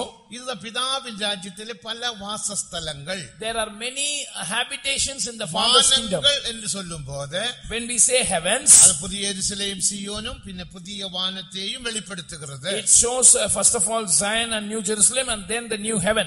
தேவனுக்கு மகிமை. Glory be to God. அப்போ அதில் எல்லாம் தேவன் நீதிதான். Everywhere the righteousness of God dwells. நீதியில் வித்தியாசம் உண்டு. But there is difference in righteousness. மகிமையில் வித்தியாசம் உண்டு.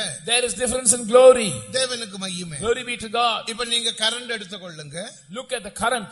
இந்த கரண்ட் வந்து 240 voltage. This current electricity is of 240 volts.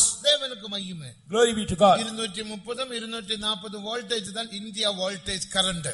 The voltage level in India is 230 or 240 volts. இதில் நான் இங்கே ஒரு 25 ന്റെ பல்பு போடுறேன். 25 watts. Now I have put a bulb of 25 watts. இங்கே ஒரு 100 ന്റെ பல்பு போடுகிறேன். Here a bulb of 100 watts. அங்கே ஒரு 500 பல்பு போடுகிறேன். There a bulb of 500 watts. அங்கே 1000 ന്റെ ஒரு வாட்ஸ் போடுகிறேன். There a bulb of 1000 watts. எல்லாத்துக்கும் ஒரே கரண்ட் தான். The same current passing through every bulb. 240 voltage தான். 240 volts. ஆனா ಈ பிரகாசத்துக்கு வித்தியாசம் உண்டா இல்லையா? But it's not the light shining different.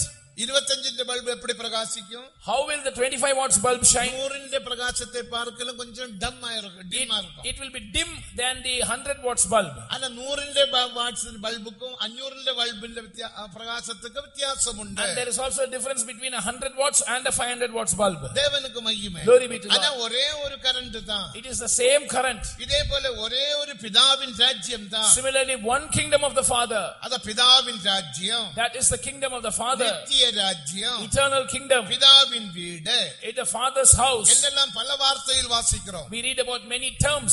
அப்படி இருந்தாலும் கூட though it is said like that, இந்த பல்புக்கு பிரகாசத்தில் வித்தியாசம் காணப்படுகிறது போல just like there is a difference in the shining in the brightness of the bulb, நீதிமான் எல்லாரும் நீதிமான்கள் தான். everyone is righteous. எல்லாம் எலக்ட்ரிக் பல்பு தான். Everything is electric bulb. எல்லாம் பிலிப்ஸ் பல்பு தான். Everything is Philips bulb. ஆனா வாட்ஸில் வித்தியாசம் உண்டு. But there is a different in the watts. நீதியில் வித்தியாசம் உண்டு. There is a different in the righteousness. இந்த 25 பல்பு கரண்ட் தான் பெற்றெடுக்கிறோமோ அந்த அளவுக்கு தான் பிரகாசிக்க முடியும். This bulb of 25 watts can shine only according to its watts. எந்த அளவுக்கு இயேசுவை நாம் அனுபவிக்கிறோமோ அந்த அளவுக்கு தான் நித்திய ராஜ்யத்தில் நீ பிரகாசிக்க முடியும். The more you experience Jesus while you are on this earth, only you can shine forth in the eternal kingdom. புதிய ஏற்பாட்டு சபை, the New Testament church, எப்படி இயேசுவை அனுபவிக்கிறோம்? how are we experiencing Jesus? நம்முடைய ஜீவனை வெறுத்து நாம் அனுபவிக்கிறோம். We hate our life and we experience Jesus. நம்முடைய ஜீவனை நாம் நேசிக்கிறதில்ல. We do not love our lives. ஒருவன் தன் ஜீவனை நேசித்தால் அது அவனுக்கு ஜீவன் ரட்சிக்கப்படும். Though if a man loves his life, he will lose his life. தேவனுக்கு படிங்க மத்தேயு 10ஆம் அதிகாரம் 39ஆம் வசனத்தை வாசிக்கும் போது, read Matthew chapter 10 and verse 39. ஒருவன் ஜீவனை நேசித்தால் அந்த ஜீவனை அவன் என்ன படிங்க, தன் ஜீவனை காக்கிறவன் அதை இழந்து போவான். ஜீவனை காக்கிறவன் இழந்து போவான். என் நிமித்தம் தன் ஜீவனை இழந்து போகிறவன், ஜீவனை இழந்து போகிறவன், ஜீவனை காக்காதவன் அதை காப்பான். அதான் தெய்வீக சுகத்தில் ஜீவன் போனா போகட்டும். That is why we say, when you stand for divine healing, if you have to die, let you die. ஜீவனை அருமையாக எண்கிறதில்லை. We do not count our lives dear unto ourselves. பரிசுத்த பவுல் என்ன சொன்னார்? What does Saint Paul say? அப்போஸ்தல நடபடிகள் 20ஆம் அதிகாரம் 24ஆம் வசனத்தை வாசிக்கும் போது, when we read Acts of the Apostles chapter 20 and verse 24, எந்த ஜீவனை நான் அருமையாக எண்ணேன், I will not count my life dear unto myself. எந்த ஜீவனை நான் நேசிக்கிறதில்லை. I do not count my life dear unto myself. நான் இயேசுவுக்காக பாடுபட விரும்புகிறேன். I want to suffer for Jesus. தேவனுக்கு மகிமை. Glory be to God. 2 கொரிந்தியர் 12ஆம் அதிகாரம் 10ஆம் வசனத்தில் என்ன வாசிக்கிறோம்? In 2 Corinthians chapter 12 and verse 10, what do we read? விதமான உபத்திரவங்களில் நான் பிரியப்படுகிறேன். I delight in these afflictions. தேவனுக்கு மகிமை. Glory be to God. பரிசுத்த பவுலுக்கு எத்தனையோ உபத்திரவங்கள் வந்ததுண்டு. Saint Paul faced many persecutions. 195 அடி வாங்கினார். He was whipped for 195 times. தேவனுக்கு மகிமை. Glory be to God. 2 கொரிந்தியர் 11ஆம் அதிகாரம் 24ஆம் வசனத்திலிருந்து 28ஆம் வசனம் முடிய வாசிக்கும் போது, when we read 2 Corinthians chapter 11 verses 24 till 28, 26 விதமான பாடுகளை குறித்து நாம் அங்க வாசிக்கிறோம். we read about 26 sufferings. எத்தனையோ உபத்திரவங்கள், so many persecutions, எத்தனையோ தொல்லைகள், so many afflictions, எத்தனையோ அடிகள், so many beatings. தேவனுக்கு மகிமை. Glory be to God. ஏன் அவர் அவ்வளவு பாடுபட்டார்? Why did he suffer so much? அவருக்கு என்ன அறிவில்லையா? Was he not wise? தேவனுக்கு மகிமை. Glory be to God. அவர் பெரிய அறிவாளி. He was a wise man. கமாலியோன் பாதத்தில் இருந்து படித்தவன். He studied at the feet of Gamaliel. அவன் பெரிய படிப்புள்ளவன். He was a well-educated person. பெரிய ஞானி. He was a wise man. அவன் பெரிய வியாபாரி. He was a businessman. அவன் கப்பல் வியாபாரி. He was a businessman doing business in the ship. அவ்வளவு பெரிய ஒரு மனுஷன். He was such a great person. கிறிஸ்துவுக்காக, for Christ's sake, தேவனை அறிகிறதான அறிவின் மேன்மையை அறிந்து கொள்ளும்படியாக இவை எல்லாவற்றையும் குப்பையாக சப்பாக நான் எண்ணுகிறேன் என்று சொன்னார். He says, so that I might attain the excellency of the knowledge of Christ Jesus my Lord, I count all these things as loss and dung. தேவனுக்கு மகிமை. Glory be to God. பிலிப்பியர் 3ஆம் அதிகாரம் 10-11 படிச்சு பாருங்கள். Read Philippians chapter 3 and verses 10 and 11. அறிகிறதான அறிவின் மேன்மைக்காக, for the excellency of the knowledge of Christ Jesus, எல்லாவற்றையும் நான் குப்பையாக எண்ணிவிட்டேன். I have counted everything as dung. என்ற பணம் எனக்கு குப்பை. My money is dung. காரணம் என்ன? Why? அந்த அளவுக்கு நான் இயேசுவை அனுபவிக்க வேண்டும். To that extent I must experience அந்த Jesus. தேவ உபதேசத்தை நான் அனுபவிக்க வேண்டும். To that extent I must experience the doctrine of God. இயேசு என்று சொன்னால் அர்த்தம் என்ன? What does Jesus mean? இயேசு தேவனுடைய வார்த்தை தானே. Jesus is the word of God, isn't it? வெளிப்படுத்தினால் 19ஆம் அதிகாரம் 13ஆம் வசனத்தை வாசிக்கும் போது, reading Revelation chapter 19 and verse 13, அவருடைய பேரே அவருடைய வார்த்தையே. His name is called the word of God. தேவனுக்கு மகிமை. Glory be to God. பல கிரீடங்களை தரித்து, he had many crowns. இயேசுவானவர் குதிரை மேல் ஏறி, Jesus was riding upon a horse. வானத்திலிருந்து இறங்கி வருகிறார் ஹர்மகதோன் யுத்தத்துக்காக. He is descending down to this earth for the war of Armageddon. அந்த 13ஆம் வசனத்தில் என்ன வாசிக்கிறோம்? What do we read in verse 13? அவனுடைய பேர் என்ன? What is his name? அவனுடைய பேருதான் தேவனுடைய வார்த்தை. His name is called the word of God. அந்த வார்த்தை வெளிப்பட்டார். That word was revealed. அந்த வார்த்தை இயேசுவின் நாமத்தில் வெளிப்பட்டார். That word was revealed in the name of Jesus. அந்த வார்த்தை மாம்சமாக வெளிப்பட்டார். That word became flesh. அந்த வார்த்தை தான் இயேசு. That word is Jesus. அந்த இயேசுவாகிய வார்த்தையே, that word who is Jesus, எந்த அளவுக்கு நீ அனுபவிக்கிறாயோ, to what extent you experience, அந்த அளவுக்கு நீ பிரகாசிக்கலாம். to that extent you will shine. தெய்வீக சுகம் தேவனுடைய வார்த்தை. Divine healing is the word of God. அவருக்காக பாடுபடுவது தேவனுடைய வார்த்தை. Suffering for him is the word of God. இனி மனுஷனுடைய சித்தத்தின்படி பிழைக்காமல், not living according to the will of man, தேவ சித்தத்தின்படி பிழைக்கத்தக்கதாக, so that we might live according to God's will. மாம்சத்தில் பாடுபட்டால், if you suffer in the flesh, பாருங்களே 1 பேதுரு 4ஆம் அதிகாரம் முதல் 2 வசனங்கள். 1 Peter chapter 4, the first 2 verses. நீ மனுஷனுடைய சித்தத்தின்படி பிழைக்காமல், you must not live according to the will of man. மாம்ச சரீரத்தின்படி பாடுபட்டால், if you will live in the flesh, if you will suffer in the flesh, நீ மாம்சத்தில் இருக்கும் காலம் வரைக்கும், till the day that you are in the flesh, மனுஷன் சித்தத்தின்படி பிழைக்காமல் பாவங்களை விட்டு ஓய்ந்திருப்பாய். you will not live according to the will of man, but you will cease from sin. அதனால தான் நாம் கிறிஸ்துவுக்காக பாடுபடுகிறோம். that is why we suffer for Jesus. அதனால தான் தெய்வீக சுகத்தில் நிற்கிறோம். that is why we stand for the truth of divine healing. அதனால நமக்கு நஷ்டங்கள் கஷ்டங்கள் வந்தாலும் நாம் இயேசுவின் நாமத்தில் சகிக்கிறோம். though we face sufferings and difficulties, we are enduring that in the name of Jesus. எனக்கு எல்லாம் போனாலும் பரவாயில்லை, no matter if I lose everything, எனக்கு அந்த இயேசு போதும். Jesus is enough for me. இந்த சபையோட ஆரம்ப நாட்களில், in the early days of this church, எத்தனையோ பிரச்சனைகள் போராட்டங்கள் வந்ததுண்டு. so many conflicts and so many problems. எங்களுக்கு கொஞ்சம் சொத்தெல்லாம் இருந்தது. we had some property. 1955ஆம் ஆண்டில், in the year 1955, என்னுடைய தகப்பன் தகப்பனாரும் தாயாரும் ரட்சிக்கப்பட்டார்கள். My father and mother were saved. தேவனுக்கு மகிமை. Glory be to God. என்ற தாத்தா வந்து My grandfather came. என் அப்பாவுக்கு ஒரு 33 வயசு தான் அப்போது வயசு. My father was 33 years old then. அவரை அடித்து my grandfather bet my father. எல்லா சொத்தும் பிடுங்கினார். Every property was seized. எங்களுக்கு 3 மாதம் வரைக்கும் சாப்பாடு இல்ல. For 3 months we were without food. நாங்க ஒரு 5 வயசு 6 வயசு உள்ள பிள்ளைகள். At that time we were 5 or 6 years old. எங்களுக்கு ஏதோ கொடுப்பாங்க. Some little food we will get. தேவனுக்கு மகிமை. Glory be to God. காரணம் என்ன? What is the reason? கிறிஸ்துவுக்கு ஞானஸ்நானம் எடுத்ததினால because they were taking water baptism. நாங்க பெற்றுக்கொண்ட ஆசீர்வாதம் பாடுகள் தான். The blessing that we received was suffering. தேவனுக்கு மகிமை. Glory be to God. இந்த பாடுகள் உன்னுடைய மகிமைக்கு ஈடாகும் என்று நாம் வேதத்தில் வாசிக்கிறோம். We read that this suffering is not equivalent to the glory that you will receive. சரீரத்திலே பாடுகள். We have sufferings in the body. எல்லாம் நித்திய கன மகிமையாக மாற்றப்படும். Everything will be made an eternal weight of glory. அதுதான் 2 கொரிந்தியர் 14 அதிகாரம் 16 17 வசனங்கள். We read about that in 2 Corinthians chapter 4 verses 16 and 17. அதனால தான் புதிய ஏற்பாட்டு சபையாகிய நாம், that is why we who are the New Testament church, பழைய ஏற்பாட்டு பரிசுத்தவான்களை பார்க்கிலும் more than the Old Testament saints, நம்முடைய மனதை அதிகமாக சுத்தம் செய்கிறோம். we sanctify our minds more. தேவனுக்கு மகிமை. Glory be to God. கரை திரை முதலானது ஒன்றுமில்லாத ஒரு சுத்தத்தை நாம் பெற்றுக்கொள்ளுகிறோம். We receive a cleanliness or a purity that is without spot or wrinkle. எந்த பரிசுத்தவானுக்கும் அப்படிப்பட்ட ஒரு பரிசுத்தம் இல்ல. No Old Testament saint had this holiness. யோவான் ஸ்நானகனே பெரிய பரிசுத்தவான். John the Baptist was a great saint. ஆனால் அவருக்கு இந்த பரிசுத்தம் இல்ல. He did not have this holiness. அதனால தான் மத்தேயு 11 அதிகாரம் 11 வசனத்தில் வாசிக்கும்போது, that is why we read in Matthew 11:11, ஸ்திரீகளில் பிறந்தவன் யோவான் ஸ்நானகனை பார்க்கலும் பெரியவனாக ஒருவனும் பிறக்கவில்லை.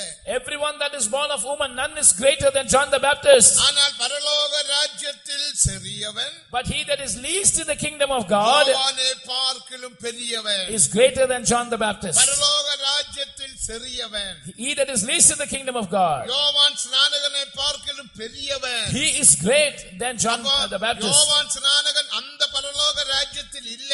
which means John is not in that kingdom of God. அதனால யோவான் ஸ்நானகன் நரகத்தில் போய் விட்டாரா? does it mean that John the Baptist is in hell? நரகத்திலும் போகவில்லை. he did not go to hell. அவன் புதிய வானத்திலே ஒரு பரிசுத்தவான். he is a saint seen in new heaven. பரலோக ராஜ்யம் என்பது புதிய எருசலேம் சீயோன். here the kingdom of God shows Zion and New Jerusalem. அதனால பிதாவின் வீட்டில் अनेक வாசஸ்தலங்கள் உண்டு. that is why we read there are many mansions in my father's house. தேவனுக்கு மகிமை. glory be to God. பரலோக ராஜ்ய நீதி எல்லா நீதியும் ஒரே போல அல்ல. so the righteousness in the kingdom of God is not same. மகிமையும் எல்லாம் ஒரே போல அல்ல. the glory is not same. தேவனுக்கு மகிமை. glory be to God. அத 1 கொரிந்தியர் 15 அதிகாரம் 35 வாசிக்கும்போது, that is why when we read 1 Corinthians chapter 15 verse 35 onwards, 44 இருந்து வாசிக்கும்போது சந்திரனின் மகிமை வேற, சூரியன் மகிமை வேற, நட்சத்திரங்களின் மகிமை வேற, மகிமையின் நட்சத்திரங்களுக்கு நட்சத்திரங்கள் வித்தியாசம் உண்டு என்று வாசிக்கிறோம். when we read from verse 44 we read that there is a difference in the glory of the celestial bodies, and there is one glory of the sun, another glory of the moon, the other glory of the star. தேவனுக்கு மகிமை. glory be to God. பரலோகத்தில் மகிமையில் மகிமைக்கு வித்தியாசம் உண்டு. there is difference from glory to glory in heaven. நீதிக்கு நீதியில் வித்தியாசம் உண்டு. there is a difference from righteousness to righteousness. இந்த எலக்ட்ரிக் பைபிளில் பிரகாசத்துக்கு வித்தியாசம் உண்டு. just like there is a difference in the shining of the electric bulb. அது சூரியனை போல என்று வாசிக்கிறோம். we read they shall shine like the sun. அதென்ன சூரியனை போல? what does it mean like the sun? அவர்கள் பிரகாசிப்பார்கள். they will shine like the sun. what does it mean? சூரியன் என்ன என்று பார்க்கணும். then we must study what is the sun. சூரியனுக்கு பலவிதமான கதிர் மண்டலங்கள் உண்டு. there are different rays in the sun. ஒன்று photosphere, one is called the photosphere, இரண்டாவது chromosphere, the second is the chromosphere, மூன்றாவது corona, the third is the corona. முக்கியமான 3 கதிர் மண்டலங்கள் உண்டு. there are 3 different spheres. தேவனுக்கு மகிமை. glory be to God. சூரியனை போல, like the sun. அப்ப போட்டோஸ்பியர் போல, like the photosphere. சூரியனோட நெருங்கின கதிர்கள் தான் photosphere. the rays that are close to the sun is the photosphere. கொஞ்சம் கூட தூரத்தில் பிரகாசிக்கிற கதிர்கள் தான் chromosphere. the rays that are a bit distanced is the chromosphere. பூமியில் வருகிற கதிர்கள் தான் corona. And the rays that come to this earth is the corona. மற்ற ரெண்டு கதிர்களும் பூமியில் வருகிறதில்லை. The photosphere and the chromosphere do not fall upon the earth. வந்தா இந்த பாறைகள் தண்ணீரை போல உருகிவிடும். If those rays come to the earth, the rocks will melt like water. வெளிச்சத்தில் ஐஸ் கட்டி உருகிறது போல, just like ice melts in the light. Photosphere குரோமோஸ்பியரோட கதிர்களால் பாறைகள் உருகிவிடும். If the rays from the photosphere or the chromosphere comes upon this earth, the earth will melt. அவ்வளவும் சூடுள்ளது. So much of heat. அப்ப சூரியனை போல நீதிமான்கள் பிரகாசிப்பார்கள். So the righteous will shine like the sun.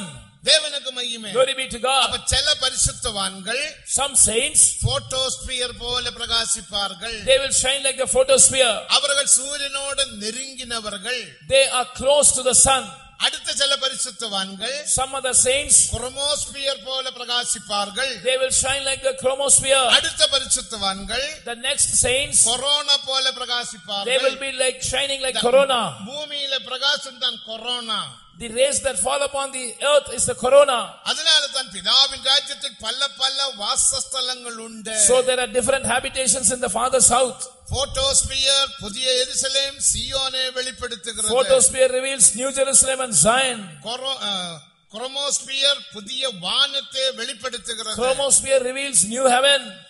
Corona புதிய பூமியை வெளிப்படுத்துகிறது. Corona reveals the new earth. அதுதான் சூரியனை போல பிரகாசிப்பார்கள். That is, they will shine like the sun. தேவன் நம்மை போட்டோஸ்பியர் ஆகும்படிக்கு நெருங்கின பரிசுத்தவான்கள் ஆகும்படி இயேசுவை போல மாறும்படி அழைத்தார். God called us to be in close intimacy with Jesus, like that photosphere is close to the sun, and He called us to be perfected like Jesus. அதற்கேற்ற நீதிமான்களாக நாம் மாற்றப்பட வேண்டும். We must become righteous after that order. தேவனுக்கு மகிமை. Glory be to God. இனி பல விதத்தில் நீதியை பெற்றுக்கொள்ளலாம். We can receive this righteousness in many ways. தேவனுக்கு மகிமை. Glory be to God. ஒரு விதத்தில் அல்ல பல விதத்தில். In many ways we can receive. முதலாவது உபதேசத்தின் மூலமாக நீதியை பெற்றுக்கொள்ளலாம். First of all, we can receive righteousness through the doctrine. உபாகமம் 6ஆம் அதிகாரம் கடைசி 24ஆம் வசனத்தை வாசிக்கும் போது, when we read Deuteronomy 6 and verse 24, தேவனுடைய கட்டளைகளுக்கும்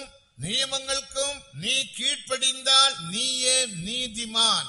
if verse 25, if it shall be our righteousness if we observe all the commandments of God. 25ஆம் வசனம். verse 25, நம்முடைய தேவனாகிய கர்த்தர் நமக்கு கட்டளையிட்டபடியே நாம் அவர் சமூகத்தில் இந்த எல்லா கட்டளைகளின்படியும் செய்ய சாவதானமாயிருந்தால் நமக்கு நீதியாயிருக்கும் என்று சொல்வாயாக. நமக்கு நீதியாயிருக்கும். கட்டளைகளுக்கு கீழ்ப்படிந்தால் நீதி. if you obey the commandments, it is righteousness. தேவனுக்கு மகிமை. Glory be to God. தேவன் நமக்கு சில கட்டளைகள் தந்திருக்கிறார். God has given us certain commandments. முதலாவது கட்டளை என்ன? What is the first commandment? அப்போஸ்தலர் நடபடிகள் 17ஆம் அதிகாரம் 30ஆம் வசனத்தை வாசிக்கும் போது, when we read Acts chapter 17 and verse 30, எல்லாரும் மனம் திரும்ப வேண்டும் என்ற கட்டளை. all must repent is the commandment. அத மனம் திரும்புதல் உபதேசத்தை நாம் போதிக்கிறோம். நாமும் மனம் திரும்பி விட்டோம். That is why we teach about the doctrine of repentance. We have also repented. தேவனுக்கு மகிமை. Glory be to God. வாசிங்க, எல்லாரும் மனம் திரும்ப வேண்டும் என்று தேவன் மனுஷனுக்கு கட்டளையிட்டார். God commands every man everywhere to repent. அறியாமையுள்ள காலங்களை தேவன் காணாதவர் போல் இருந்தார். இப்பொழுதோ மனம் திரும்ப வேண்டும் என்று எங்குமுள்ள மனுஷர் எல்லாருக்கும் கட்டளையிடுகிறார். அது ஒரு கட்டளை. மனம் திரும்ப வேண்டும் என்ற ஒரு கட்டளை. That is the commandment to repent. இனி மனம் திரும்புதலுக்கு ஏற்ற கனிகளை கொடுத்து நாம் ஜீவிக்க வேண்டும். After repenting, we must yield the fruits of repentance. இனி இரண்டாவது கட்டளை, the second commandment. மத்தேயு 28ஆம் அதிகாரம் 19ஆம் வசனத்தை வாசிக்கும் போது, when we read Matthew 28 and verse 19, பிதா குமாரன் பரிசுத்த ஆவியின் நாமத்தில் சீஷர்களுக்கு ஞானஸ்நானம் கொடுக்க வேண்டும் என்று கட்டளையிட்டார். He commanded them that believed or them that were disciples to be baptized in the name of the Father and the Son and the Holy Ghost. ஆகையால் நீங்கள் புறப்பட்டு போய் சகல ஜாதிகளையும் சீஷராக்கி பிதா குமாரன் பரிசுத்த ஆவியின் நாமத்திலே அவர்களுக்கு ஞானஸ்நானம் கொடுத்து நான் உங்களுக்கு கட்டளையிட்ட யாவையும் அவர்கள் கைக்கொள்ளும்படி அவர்களுக்கு உபதேசம் பண்ணுங்கள். தேவனுக்கு மகிமை. ஞானஸ்நானம் ஒரு கட்டளை. Water baptism is a commandment. അതാ നാം പിതാകുമാര പരിശുദ്ധാവിൻ നാമത്തിൽ എല്ലാവരും ജ്ഞാനസ്നാനം എടുത്തുകൊണ്ടോ. That is why we were baptized in the name of the Father, Son and the Holy Ghost. തണ്ണീരിൽ മുഴുകി വരുகிறது மட்டுമല്ല ജ്ഞാനസ്നാനം. Water baptism is not just immersed in the water and coming out. ജ്ഞാനസ്നാനം பெரிய சத்தியம். Water baptism is a great ആ truth. സത്യത്തിൻപടി നാം ജീവിக்க வேண்டும். We must live according to the truth of baptism. ജ്ഞാനസ്നാനം എടുത്താൽ மட்டும் போதாது. It is not enough to be baptized. അതിൽ ഒരു സത്യം താൻ One truth in baptism is, ரோமர் 6 அதிகாரம் 11 வசனத்தை வாசிக்கும்போது, when we read Romans chapter 6 and verse 11, பாவங்களுக்கு மரித்தேன் என்றும் நீதிக்காக பிழைத்திருக்கிறேன் என்றும் எண்ணிக்கொள்ளுங்கள். you must reckon yourself dead to sin and alive unto righteousness. வாசிங்க 6:11. Romans 6:11. அப்படியே நீங்களும் உங்களை பாவத்திற்கு மரித்தவர்களாகவும் பாவத்துக்கு மரித்தவர்களாகவும் நம்முடைய கர்த்தராகிய இயேசு கிறிஸ்துவுக்குள் தேவனுக்கென்று பிழைத்திருக்கிறவர்களாகவும் இயேசு கிறிஸ்துவுக்குள் தேவனுக்கென்று பிழைத்திருக்கிறவர்களாகவும் எண்ணிக்கொள்ளுங்கள். இந்த ஒரு எண்ணிக்கை எப்போதும் உனக்கு இருக்க வேண்டும். This reckoning must always be in your mind. ஞானஸ்நானம் எடுத்தால் மட்டும் போதாது. Not enough to be baptized. தேவனுக்கு மகிமை. Glory be to God. நான் பாவத்துக்கு மரித்தேன் என்ற ஒரு எண்ணம் எப்போதும் உன்னுடைய மனதுக்குள்ளே காணப்பட வேண்டும். The thought that I am dead to sin, that reckoning must always be in your mind. இப்போ இது ஒரு பேனா. Now this is a pen. இது திருட வேண்டும் என்ற ஒரு எண்ணம் வரும்போது, when I have a thought and intention to steal this, உடனே நம்முடைய எண்ணத்துல நான் பாவத்துக்கு மரித்தேன், திருட்டுக்கு மரித்தேன் என்ற எண்ணம் உனக்கு வரணும். Immediately you must have this thought that I am dead to stealing, I am dead to sin. அப்போது நீ திருட மாட்டாய். Then you will not sin. தேவனுக்கு மகிமை. Glory be to God. ஒரு பாவம் செய்ய பிசாசானவன் தூண்டுவான். The devil will provoke you to commit sin. அவன் தூண்டுகிறவன். He will instigate. அவன் அழிக்கிறவன். He is a destroyer. திருடன் திருடவும் அழிக்கவும் கொல்லறதுக்குமே வருகிறான். The thief comes to kill and to steal and to destroy. அவனுடைய தியரி என்ன? What is his theory? எனக்கும் வேண்டாம் உனக்கும் வேண்டாம். I will not have it, so you must also not have it. எந்த பரலோகமோ போச்சு. My heaven is already lost. இனி எத்தனை மன்னிப்பு கேட்டால் எனக்கு மன்னிப்பு இல்ல. Even if I ask sorry, I am not going to be pardoned. நமக்கு மன்னிப்பு உண்டு. But we have a pardon. தூதனுக்கு மன்னிப்பு இல்ல. The angel was not pardoned. அவனை பூர்ணனாக தேவன் சிருஷ்டித்தபடியினால் மன்னிப்பு இல்ல. Because he was created in a perfect sense, he will not be pardoned. நம்ம அபூர்ணராக சிருஷ்டிக்கப்பட்டதினால் நமக்கு மன்னிப்பு உண்டு. But because God created us imperfect, we are being forgiven. தேவனுக்கு மகிமை. Glory be to God. தூதனுக்கு வளர்ச்சி இல்ல. There is no growth to the angels. அவன் ஞானத்தில் எல்லாவற்றிலும் பூர்ணனாக காணப்பட்டார் என்று எசேக்கியேல் 28 அதிகாரத்தில் வாசிக்கிறோம். Ezekiel 28 we read they were created in a perfect sense in every knowledge and every other thing.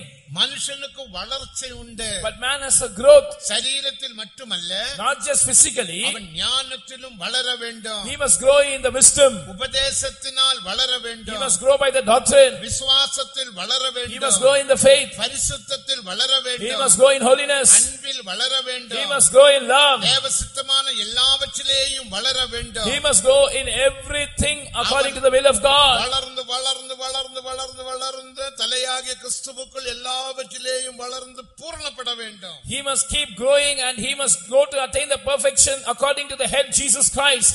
தூதனுக்கு வளர்ச்சி இல்ல. There is no growth for the angel. தேவனுக்கு மகிமை. Glory be to God. ஒரு உதாரணம் சொன்னால், one example, இந்த செங்கல் சூளை இருக்கு இல்லையா? You take the places where the bricks are mortared. சூளைக்கு வைத்ததான ஒரு கல், அதுக்கு தான் செங்கல் என்று சொல்லுவோம். That brick which has already been burnt is called brick. தேவனுக்கு மகிமை. Glory be to God. இனி சூளைக்கு வைக்காத வெறும் மண் கட்டி. Suppose you take a lump of clay. இந்த செங்கலுக்கு சூளைக்கு வச்ச கல் உடைந்து போனால் திருப்பி தண்ணி எல்லாம் ஊத்தி அது இரண்டாவது ஒரு கல்லாக மாற்ற முடியாது.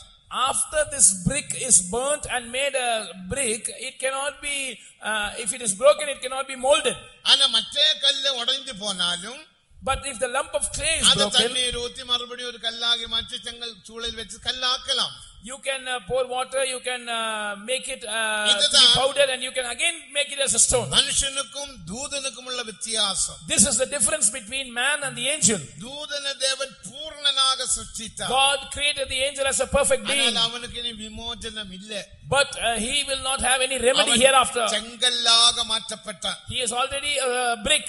உடைந்து போனா போனதுதான். If it is broken, it is broken. நாம் செங்கல்ல சூளையில் வைக்கவில்லை, வைத்துக் கொண்டு இருக்கிறோம். Now we are placed in the furnace. We are not yet been made the brick. தேவனுக்கு மகிமை. Glory be to God. ஆனா தேவன் நம்ம சூளையிலூட நம்மை கடத்தி விடுகிறார். But God allows us to pass through the furnace. உபத்திரவம் என்ற சூள வழியாக, through the furnace of affliction, உபதேசம் என்ற சூள வழியாக, through the furnace called the doctrine. தேவன் நம்மை கடத்தி விடுகிறார். God will allow us to pass through. அப்படி கடத்தி விட்டு, when he allows us, நாம் ஒரு அளவுக்கு செங்கல்லாக மாற்றப்பட்டு, we will be made a brick. நீ மறுபடியும் பாவம் செய்தால், if you will commit sin again, மறுபடியும் உடைந்து போனால், if you are broken, உன்னை புதுப்பிக்க கூடாத காரியம் என்று எபிரேயர் 6 அதிகாரம் 5 வாசிக்கிறோம். Hebrews 6:5 and 6 says that it is impossible for you to be renewed. நீ பரம ஈவை ருசி பார்த்தோம், if you have tasted the gift of heaven, ஆவியை பெற்றோம், if you have received the Holy Spirit, விதமான வரங்களையும் பெற்று, if you have received every gift, நீ கிறிஸ்துவை மறுதலித்தால், if you will deny Christ, மறுபடியும் உன்னை புதுப்பிக்க கூடாத காரியம், it is impossible for you to be renewed. வாசிங்க. ஏனெனில் ஒரு தரம் பிரகாசிப்பிக்கப்பட்டும், பரம ஈவை ருசி பார்த்தும், பரிசுத்தாவியை பெற்றும், தேவனுடைய நல்வார்த்தையையும் இனிவரும் உலகத்தின் பலன்களையும் ருசி பார்த்தும் மறுதலித்து போனவர்கள் தேவனுடைய குமாரனை தாங்களே மறுபடியும் சிலுவையில் அறைந்து, தேவனுடைய குமாரனாக இயேசு கிறிஸ்துவை மறுபடியும் சிலுவையில் அறைகிறபடியினால் மனம் திரும்புவதற்கு ஏதுவான அவர்களை மறுபடியும் புதுப்பிக்கிறது கூடாத காரியம். புதுப்பிக்க கூடாத காரியம். அதை நாம் எச்சரிக்கையாக இருக்க வேண்டும். So we must be careful. இப்ப நாம் தேவனுடைய சத்தியங்கள் கேட்டு வளர்ந்து வருகிறோம். We are listening to the truths and doctrines. We are growing. எப்போதும் ஞானஸ்நானம், நான் பாவத்துக்கு மரித்தேன், கிறிஸ்துவுக்குள் ஜீவனுக்காக நான் படைத்திருக்கிறேன் என்று நீ எண்ணிக்கொண்டே இருக்கணும். So you must always remember the truth of baptism and say, I am dead to sin, I am dead to sin, I am dead to sin, I am alive unto God for righteousness. இது தேவனுடைய கட்டளை. This is the commandment of God. இது ஞானஸ்நானம். This is baptism. தண்ணீரில் மூழ்கி வருகிறதல்ல. It is not just immersed in the water. அது ஞானஸ்நானம் கொடுக்க வேண்டிய விதம். That is a method of giving baptism. அது கொடுத்து முடிச்சாச்சு. That is given.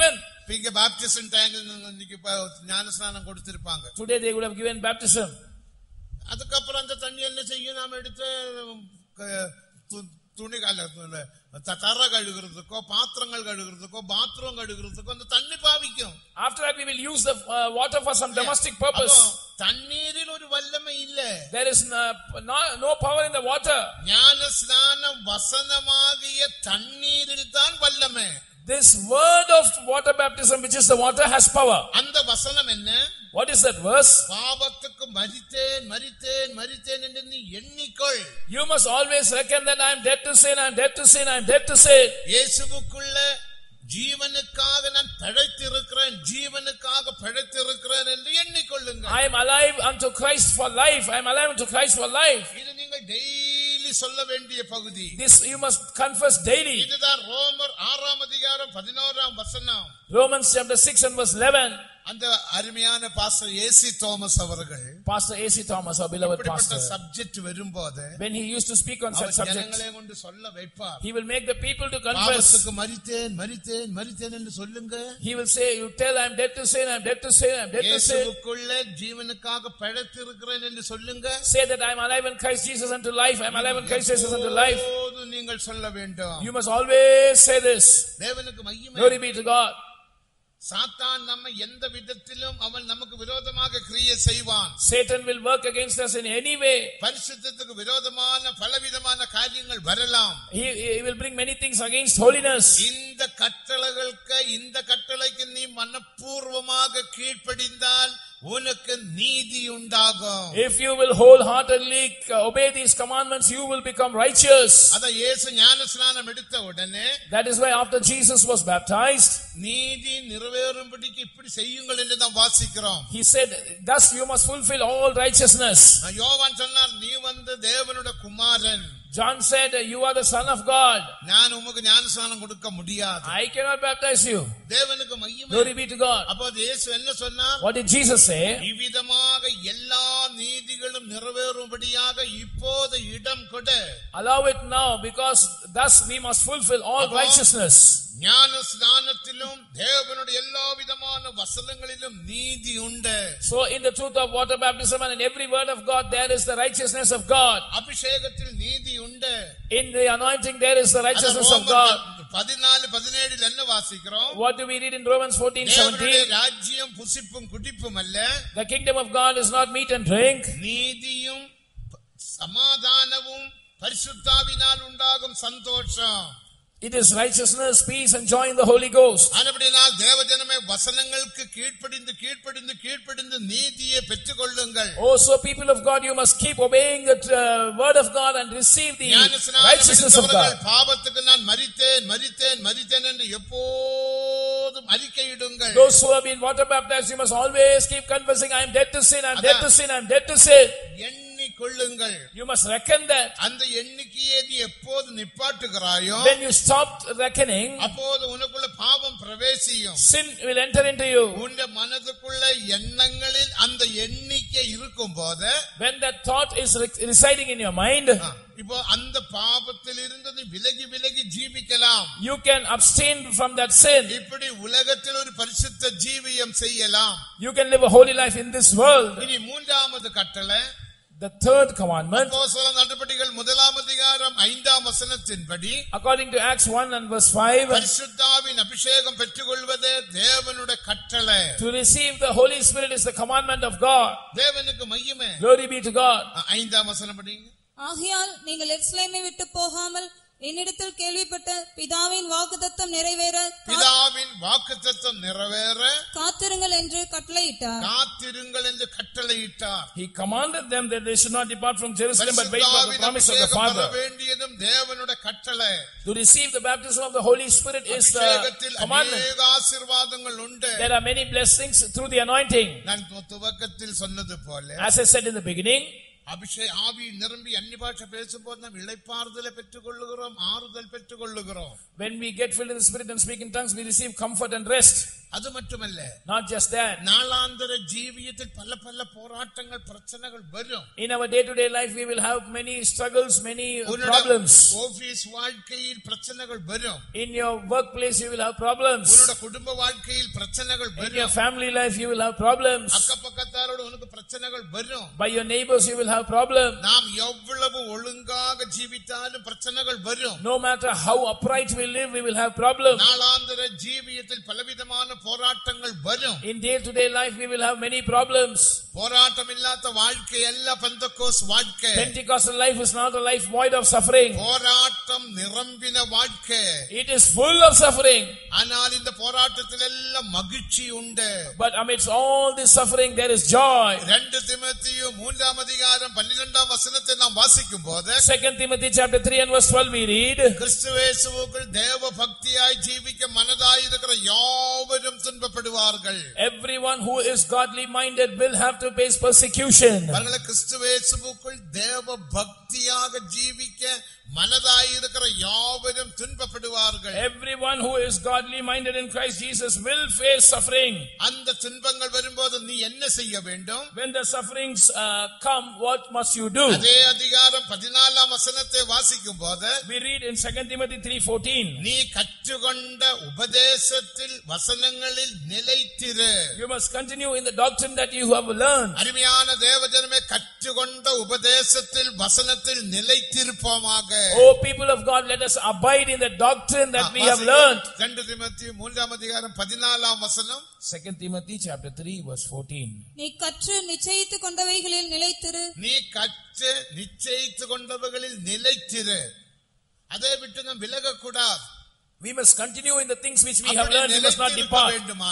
For us to continue, நமக்கு இந்த அபிஷேகத்தின் பலன் தேவை. we need the strength of the anointing. அந்த அபிஷேகம் நம்மோடு போதிக்கும். That anointing will teach us. 1 யோவான் 2ஆம் அதிகாரம் 27ஆம் வசனத்தை நாம் வாசிக்கும்போது, When we read 1 John chapter 2 verse 27, நீங்கள் அவரிடத்திலிருந்து பெற்றுக்கொண்டதான அபிஷேகத்தில் நிலைத்திரு. you must abide in the anointing which you have received from him. தேவனுடைய வசனத்தில் நிலைத்திருக்க வேண்டுமானால், If you have to abide in the word of God, உனக்குள் நிலைத்திருக்கிற ஒரு அபிஷேகம் தேவை. you need an abiding anointing. அந்த அபிஷேகம் தான் நம்மை நிலைநிறுத்தும். That anointing will cause us to be steadfast. பலத்தினாலுமல்ல, பராக்கிரமத்தினாலுமல்ல, தேவனுடைய ஆவியினால் ஆகும். Not by might, not by power, but by my spirit, says the Lord. வாசிங்க 1 யோவான் 2:27. 1 John chapter 2 verse 27. நீங்கள் அவராலே பெற்ற அபிஷேகம் உங்களில் நிலைத்திருக்கிறது. அவராலே பெற்ற அபிஷேகம் உங்களில் நிலைத்திருக்கிறது. ஒருவரும் உங்களுக்கு போதிக்க வேண்டுவதில்லை. உங்களுக்கு போதிக்க வேண்டிய அவசியம் இல்ல. அந்த அபிஷேகம் சகலத்தையும் குறித்து உங்களுக்கு போதிக்கிறது. சகலத்தையும் குறித்து உங்களுக்கு போதிக்கும். அது சத்தியமாயிருக்கிறது. அது சத்தியமாயிருக்கும். பொய்யல்ல. அது உங்களுக்கு போதித்தபடியே அவரில் நிலைத்திருப்பீர்களாக. அவரில் நிலைத்திருப்பார். அபிஷேகம் நம்மோடு பேசும். This anointing will speak with us. நீ இதிலே நடந்து கொள், இதிலே நடக்காதே என்று பேசும். It will teach us, walk like this, don't go there. அபிஷேகம் பேசக்கூடியது. Anointing has the capacity to speak.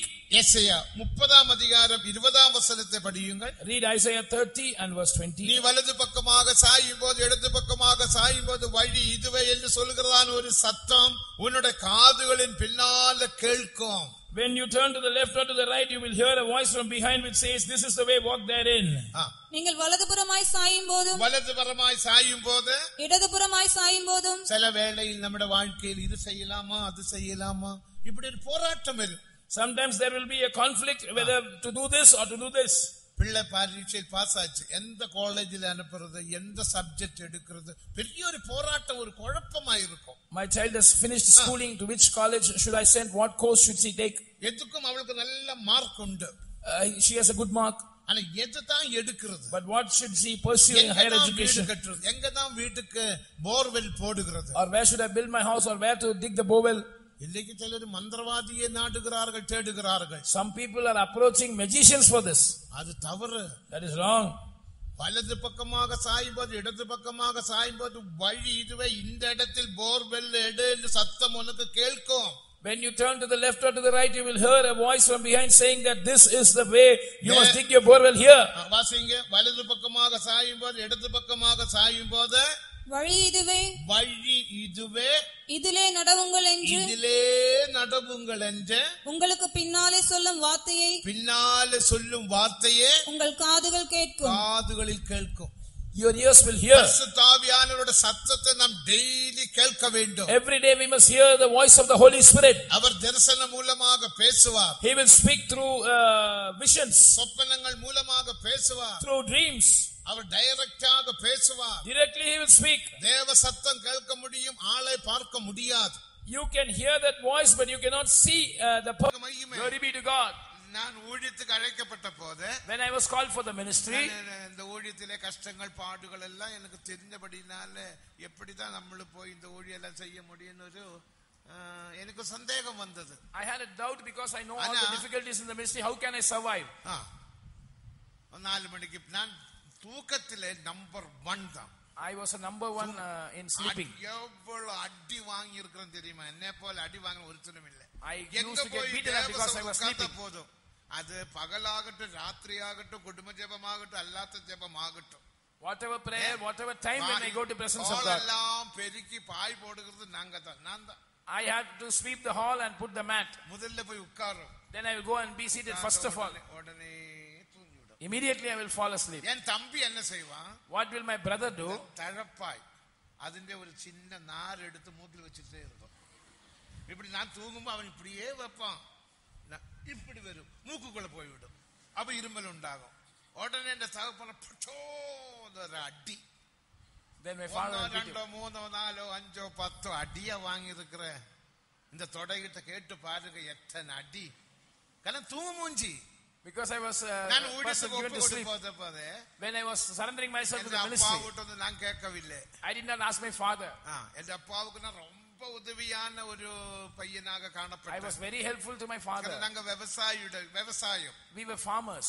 விவசாயத்துக்கு நான் ரொம்ப உதவி. I was very helpful in தேவனுக்கு மகிமை. அப்போ Glory be to God. ரொம்ப உதவியா இருந்தேன். I was very helpful to him. പിന്നെ റൈസ് മില്ല് അത് ഇതെല്ലാം പല വസതികൾ ഉണ്ട്. We had many comforts. தேவனுக்குள் வந்த பிறகு கிடைச்ச வசதிகள் தான். We got all that facilities after having coming into Christ. அப்ப அப்பாவிட்ட போய் கேட்கவில்லை. Then I did not go and consult my father. நீ ஒன்னும் போக வேண்டாம், நீ தூங்கு மூஞ்சி ஒன்னும் போக வேண்டாம் சொல்லு. If I go and ask, he will say, you need not go, you are a sleeper. I was known to Pastor A.C. Thomas, so I went directly to him. Pastor, I want to come to the ministry. அப்பாவுக்கு தெரியுமா? Does your father know that? அப்பாவுக்கு தெரியாத நீங்களும் சொல்லாதீங்க. I said, my father does not know, you must also not tell. நீங்களும் சொல்லாதீங்க. You must also not tell him. சொல்லாம எப்படிடா எடுக்க முடியும்? Without informing, how can we take? தேவனுக்கு மகிமை. Glory be to God. அந்த சபையில முக்கியமான ஒரு Devadasan. He was an important servant of God in the church. என் அப்பா வந்தாரு. Somehow my father came. என் அப்பாவோட பேரு தாமஸ் தான். My father's name is also Thomas. சோமாச்சா பையன் ஃபார்ம் எல்லாம் வாங்குறானே உங்களுக்கு தெரியுமா கேட்டேன். Pastor asked my father, do you know your son is getting the form? ஊழியத்துக்கு போனா நல்லதுதான், அவன் தூங்கு மூஞ்சி. My father said it is good if he goes to the ministry, but he will sleep. அவன் ஊழியத்துல எப்படி இருப்பானோ எனக்கு தெரியாது. I don't know how he will be in the ministry. அப்படி எனக்கு ஊழியத்துக்கு அனுப்புறது சந்தோஷம் தான். Otherwise I am happy to send him to the ministry. எனக்கு 8-9 பிள்ளைகள் உண்டு. I have 9 children. அதனால ஒருவன் ஊழியத்துக்கு போறது வந்து எனக்கு தடை இல்ல. One of them going to the ministry, I am not bothered. எப்படியோ ஊழியத்துக்கு வந்தேன். Then I came to the ministry. ஆண்டவர் தூக்கத்தை எல்லாம் எடுத்து இப்ப தூக்கமே இல்ல. God took away all my sleep, now no sleep. தேவனுக்கு மகிமை. Glory be to God. நான் ஏன் சொன்னேன்? Why do I say this? இவ்விதமான நாளாந்தர ஜீவிதத்தில் பல போராட்டங்கள் வரும். So many problems we will face in our daily life. அபிஷேகம் உனக்குள்ள இருந்தால், if the anointing is in you, அபிஷேகம் உன்னுடைய எல்லாவற்றையும் மாற்றி விடும். Anointing will change everything. உங்களுடைய குடும்ப வாழ்க்கையிலும், in your family life, in your உத்தியோகத்திலே, in your workplace, பல பிரச்சனைகள் இருக்கும். in many other places you will have many problems. பயப்படாத, யாருகிட்ட போய் சண்டைக்கு போகாதே. You need not be afraid, you need not go to fight against anyone. நல்ல ஆவியில் நிரம்புங்க. Get filled in the spirit. அந்நிய பாஷை பேசுங்க. Speak in tongues. தேவன் உன்னோடு பேசுவார். God will speak with you. அவனோடு தேவன் பேசுவார். God will speak with the other person. தேவனுக்கு மகிமை. Glory be to God. Laban யாக்கோபினோடு சண்டை போடுறதுக்காக வருகிற வேளையில், Laban was coming to fight with Jacob. தேவன் லாபானோடு பேசினான். God spoke to Laban. நீ அவனை கை வைக்காதே. Don't touch him. அவன் என்னுடைய குமாரன். He is my son. அப்ப லாபான் என்ன சொல்லுகிறான்? What does Laban say? நேற்றுக்கு இரவில் உன்னுடைய தேவன் என்னிடத்தில் வந்து பேசினார். Yesterday your God came and spoke with me. உன்னுடைய எந்த தேவன் அல்ல. He is not my God, your God. என்னோடு வந்து பேசினார். He came and spoke with me. அவனுக்கு விரோதமாக நீ ஒன்று செய்யாதே. Don't do anything against Jacob, he told. ஒன்று செய்கிறது இல்ல. So I'm not going to do anything. இப்போதே பட்டயத்தை வெச்சு வெட்டி உன்னை நான் கொண்டு போயிருப்பேன். Otherwise I would have killed you with a sword. சரி, அப்படி என்ற விக்கிரகத்தை மட்டும் நீ எடுக்கலாமா? Then can you take my idols? தேவனுக்கு மகிமை. Glory be to God. அப்ப அபிஷேகம் நம்மோடு பேசும். So anointing will speak to us. அபிஷேகம் நம்முடைய எதிராளியோடு பேசும். The anointing will also speak to our adversary. எத்தனையோ அனுபவங்கள் உண்டு. So many experiences like this. ஆகையால் நீங்கள் பயப்படாதீங்க. You need not be afraid. நல்ல ஆவியில் நிரம்புங்க. Get filled in the spirit. உங்களை நான் கால வேளையில் உற்சாகப்படுத்தினோம். That is why in the morning we encourage you. நல்ல சுத்திகரித்து sanctify yourself properly. தேவனுக்கு மகிமை. Glory be to God. அபிஷேகத்துக்கு 2 பகுதி உண்டு. There are 2 aspects to the anointing. ஒன்று துவக்கத்தில் நாம் பெறுகிற அபிஷேகம். One is the anointing that we receive in the early stage. அது ஒருவேளை நீ பாட்டெல்லாம் பாடி பாடி பாடி அபிஷேகம் பெற்றிருக்கலாம். You would have sung songs and you would have been anointed. லூக்கா 24 கடைசி வசனத்தை வாசிக்கும் போது, reading Luke 24 the last verse, பேதுருவினிடத்தில் சொன்னார், Jesus told Peter, உன்னதத்திலிருந்து பலன் வருகிற வரைக்கும் நீ எருசலேமில் போய் காத்திருக்க வேண்டும். You must go and tarry in Jerusalem till the power from on high comes and induce you. வானத்துக்கு இப்படி எடுத்துக்கொள்ளப்படுகிறதுக்கு முந்தி, before Jesus ascended to heaven, பேதுரு, யோவான், யாக்கோபு 3 பேரை கூட்டிக் கொண்டு, he called Peter, James and John. ஒலிவ மலையில் அண்டையில் போனார். He went to the Mount of Olives. 3 வார்த்தைகளை பேசினார். 3 words he said. அதில் ஒரு வார்த்தை, one of them, உன்னதத்திலிருந்து 49ஆம் வசனம், verse 49, Luke 24:49, உன்னதத்திலிருந்து வெளிகிறதான பலனை நீ பெற்றுக்கொள்ள வேண்டும். You must receive the power from on high. அதற்காக அவர் எருசலேமில் என்ன செய்தார்? For that, what did they do in Jerusalem? 10 நாள் பாடல்களே பாடிக்கொண்டிருந்தார்கள். For 10 days they were singing songs. கடைசி வசனத்தில் என்ன வாசிக்கிறோம்? What do we read in the last அவர்கள் verse? பாடி தேவனை துதித்தார்கள். They were continually praising and blessing God with songs. அந்த 50ஆம் நாளில் On the 50th day, தேவனுக்கு மகிமை. glory be to God, பரிசுத்த ஆவியானவர் இடி முழக்கத்துடன் இறங்கினார். the Holy Spirit descended with a thundering sound. அப்போஸ்தலர் நடபடிகள் 2ஆம் அதிகாரம் முதல் 4 வசனம். These first 4 verses of Acts of the Apostles chapter 2, பெற்றார்கள். they received the anointing. அதுக்கு பிறகு After that, அவர்கள் பாட்டு பாடி பாடி ஒன்னும் ஆவி நிரம்பவில்லை. they did not sing song and get filled in the Spirit. தேவனுக்கு மகிமை. Glory be to God. இனி உபதேச ரீதியில் பார்க்கும்போது When we study according to the doctrine, இந்த அபிஷேகத்தின் உபதேசம் பாருங்க.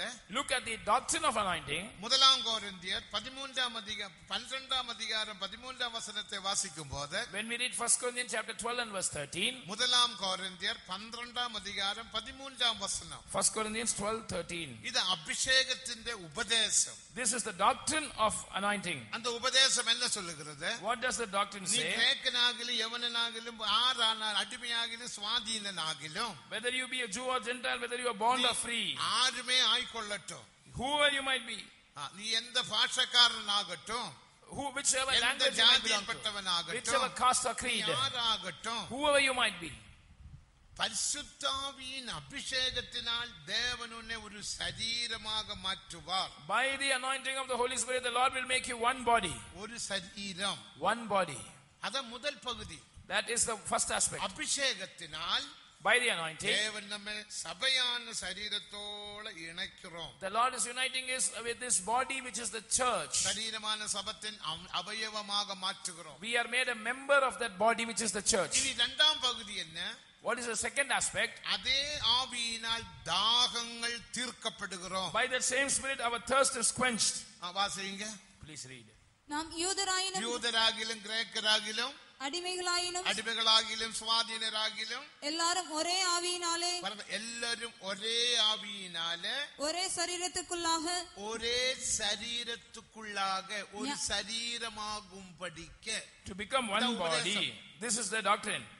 அல்லாத அபிஷேகம் பெற்றவர்கள் தான் தேவ சபை என்று நாம் ஆணித்தரமாக பேசுகிற பரிசுத்தவான்கள் சொல்லி இருக்கிறார்கள். வசனம் சொல்லுகிறது, நாம் பேசுகிறோம். That is why we speak boldly that only those who have been spirit baptized belong to the body of Christ, which is the church. The saints have taught that, and the word of God also proves it. சரீரம் ஒன்றே, அவயவங்கள் பலது. There is one body, different members. ரோமர் 12ஆம் அதிகாரம் 5ஆம் வசனத்தை வாசிக்கும் போது, when we read Romans 12 and verse 5, சரீரம் ஒன்றே, அவயவங்கள் பலது. The body is one but the members are many. அப்போ நம் சபையானது ஒரே ஒரு சரீரம். So the church is one body. எல்லாரும் பல அவயவங்கள். We are all different members of that body. சரீரத்துக்குள்ளாக நீ சரீரத்துக்குள்ளாக மாற்றப்பட வேண்டுமானால், if you have to come into that body, மனம் திரும்புதல் போதாது. repentance is not enough. ஞான ஸ்நானம் போதாது. Water baptism is not enough. பரிசுத்தாவின் அபிஷேகத்தினால தான் ஒரு சரீரமாக தேவன் நம்மை மாற்றுகிறார். The Lord is making us one body only by the anointing of the Holy Spirit. தேவனுக்கு மகிமை. Glory be to God. இதுக்கு ஒரு நல்ல உதாரணம் உண்டு. There is a good example for this. யாத்ராகமம் 40ஆம் அதிகாரம் 34ஆம் வசனத்தை வாசிக்கும் போது, when we read யாத்ராகமம் 40ஆம் அதிகாரம் 34ஆம் வசனம், Exodus chapter 40 and verse 34, அங்க என்ன வாசிக்கிறோம்? what do we read? மோசேக்கு கட்டளையிட்டபடி அவன் கூடாரத்தை செய்தான். Moses built the tabernacle just as it was told him. 16ஆம் வசனத்திலிருந்து கட்டளையிட்டபடி செய்தான் 7 முறை அவன் சொல்லுகிறான். 7 times it is told he erected it as it was told him. He erected it as it was told him. காரணம் 7 விதமான பணிமுட்டுகள் உண்டு. Because there are 7 different instruments. செய்த சொன்னபடியே செய்தார். He built the altar according to what was told him. சொன்னபடி செய்தார். வெங்கல தொட்டி. He built the laver of brass according to what it was told him. தேவன் சொன்னபடி செய்தார் என்று தான் வாசிக்கிறோம். Everything he did as the Lord told him, as the Lord told him. அப்புறம் தேவனுடைய 34ஆம் வசனத்தில் அப்பொழுது தேவனுடைய மகிமை கூடாரத்தை நிரப்பிட்டு. Finally verse 34, then a cloud or the glory of God filled the tabernacle. அது தேவனுடைய கூடாரமாக மாற்றப்பட்டது. It now became the tabernacle of God. தேவன் தங்கும் இடமே தேவ கூடாரம். The place where God dwells is the tabernacle. தேவன் தங்கும் இடமே அவருடைய ஆலயம். The place where God resides is his temple. நீங்கள் தேவனுடைய ஆலயமாய் இருக்கிறீர்கள். You are the temple of God. அப்ப தேவன் நமக்குள்ள வாசமாய் இருக்கிறார் என்ற அர்த்தம். Which means God dwells in us. நாம் தங்கும் இடத்துக்கு வீடு என்று பெயர். The place where we dwell is called house. புறா അല്ലെങ്കിൽ பறவைகள் தங்கும் இடத்துக்கு கூடு என்று பெயர். The place where birds dwell is called a nest. நரிகள் தங்கும் இடத்துக்கு குழி என்று பெயர். The residence of the foxes are the holes. ராஜாக்கள் தங்கும் இடத்துக்கு அரண்மனை என்று பெயர். The residence of a king is his palace. தேவனுக்கு மகிமை. Glory be to God. நாம் தங்கும் இடத்துக்கு வீடு. We reside in homes. தேவாதி தேவன் தங்கும் இடத்துக்கு ஆலயம் என்று பெயர். The residence of the God of gods is temple. நீங்கள் தேவனுடைய ஆலயம் என்று அறியாமல் இருக்கிறீர்களா? So don't you know that you are the temple of God? தேவாதி தேவன் உனக்குள் வாசமாய் இருக்கிறார். The God of God dwells in you. பழைய ஏற்பாட்டில் மகிமை வந்து இறங்கின போது In the Old Testament when the glory descended, கூடாரமாக மாறிச்சு. it became a tabernacle. அதே வேளையில் இனி கவனிங்க. Listen. இதுதான் தேவனுடைய கூடாரமாக மாறினது. Suppose this became the tabernacle of God. மோசேயுடைய கூடாரம். This is the tabernacle of Moses. ஆசரிப்பு கூடாரத்தினுடைய கிழக்கு பகுதியில் மோசேயுடைய கூடாரம், ஆரோனின் கூடாரம், எலியாசாரின் பிள்ளைகளுடைய கூடாரம் கிழக்கில். Towards the east of the tabernacle was the tent of Moses, the tent of Aaron, the tent of Aaron's sons. இந்த பக்கத்திலே கோகாத்தியருடைய கூடாரம். And behind the tent of the Kohathites, மொராதியருடைய கூடாரம். Merarites tent.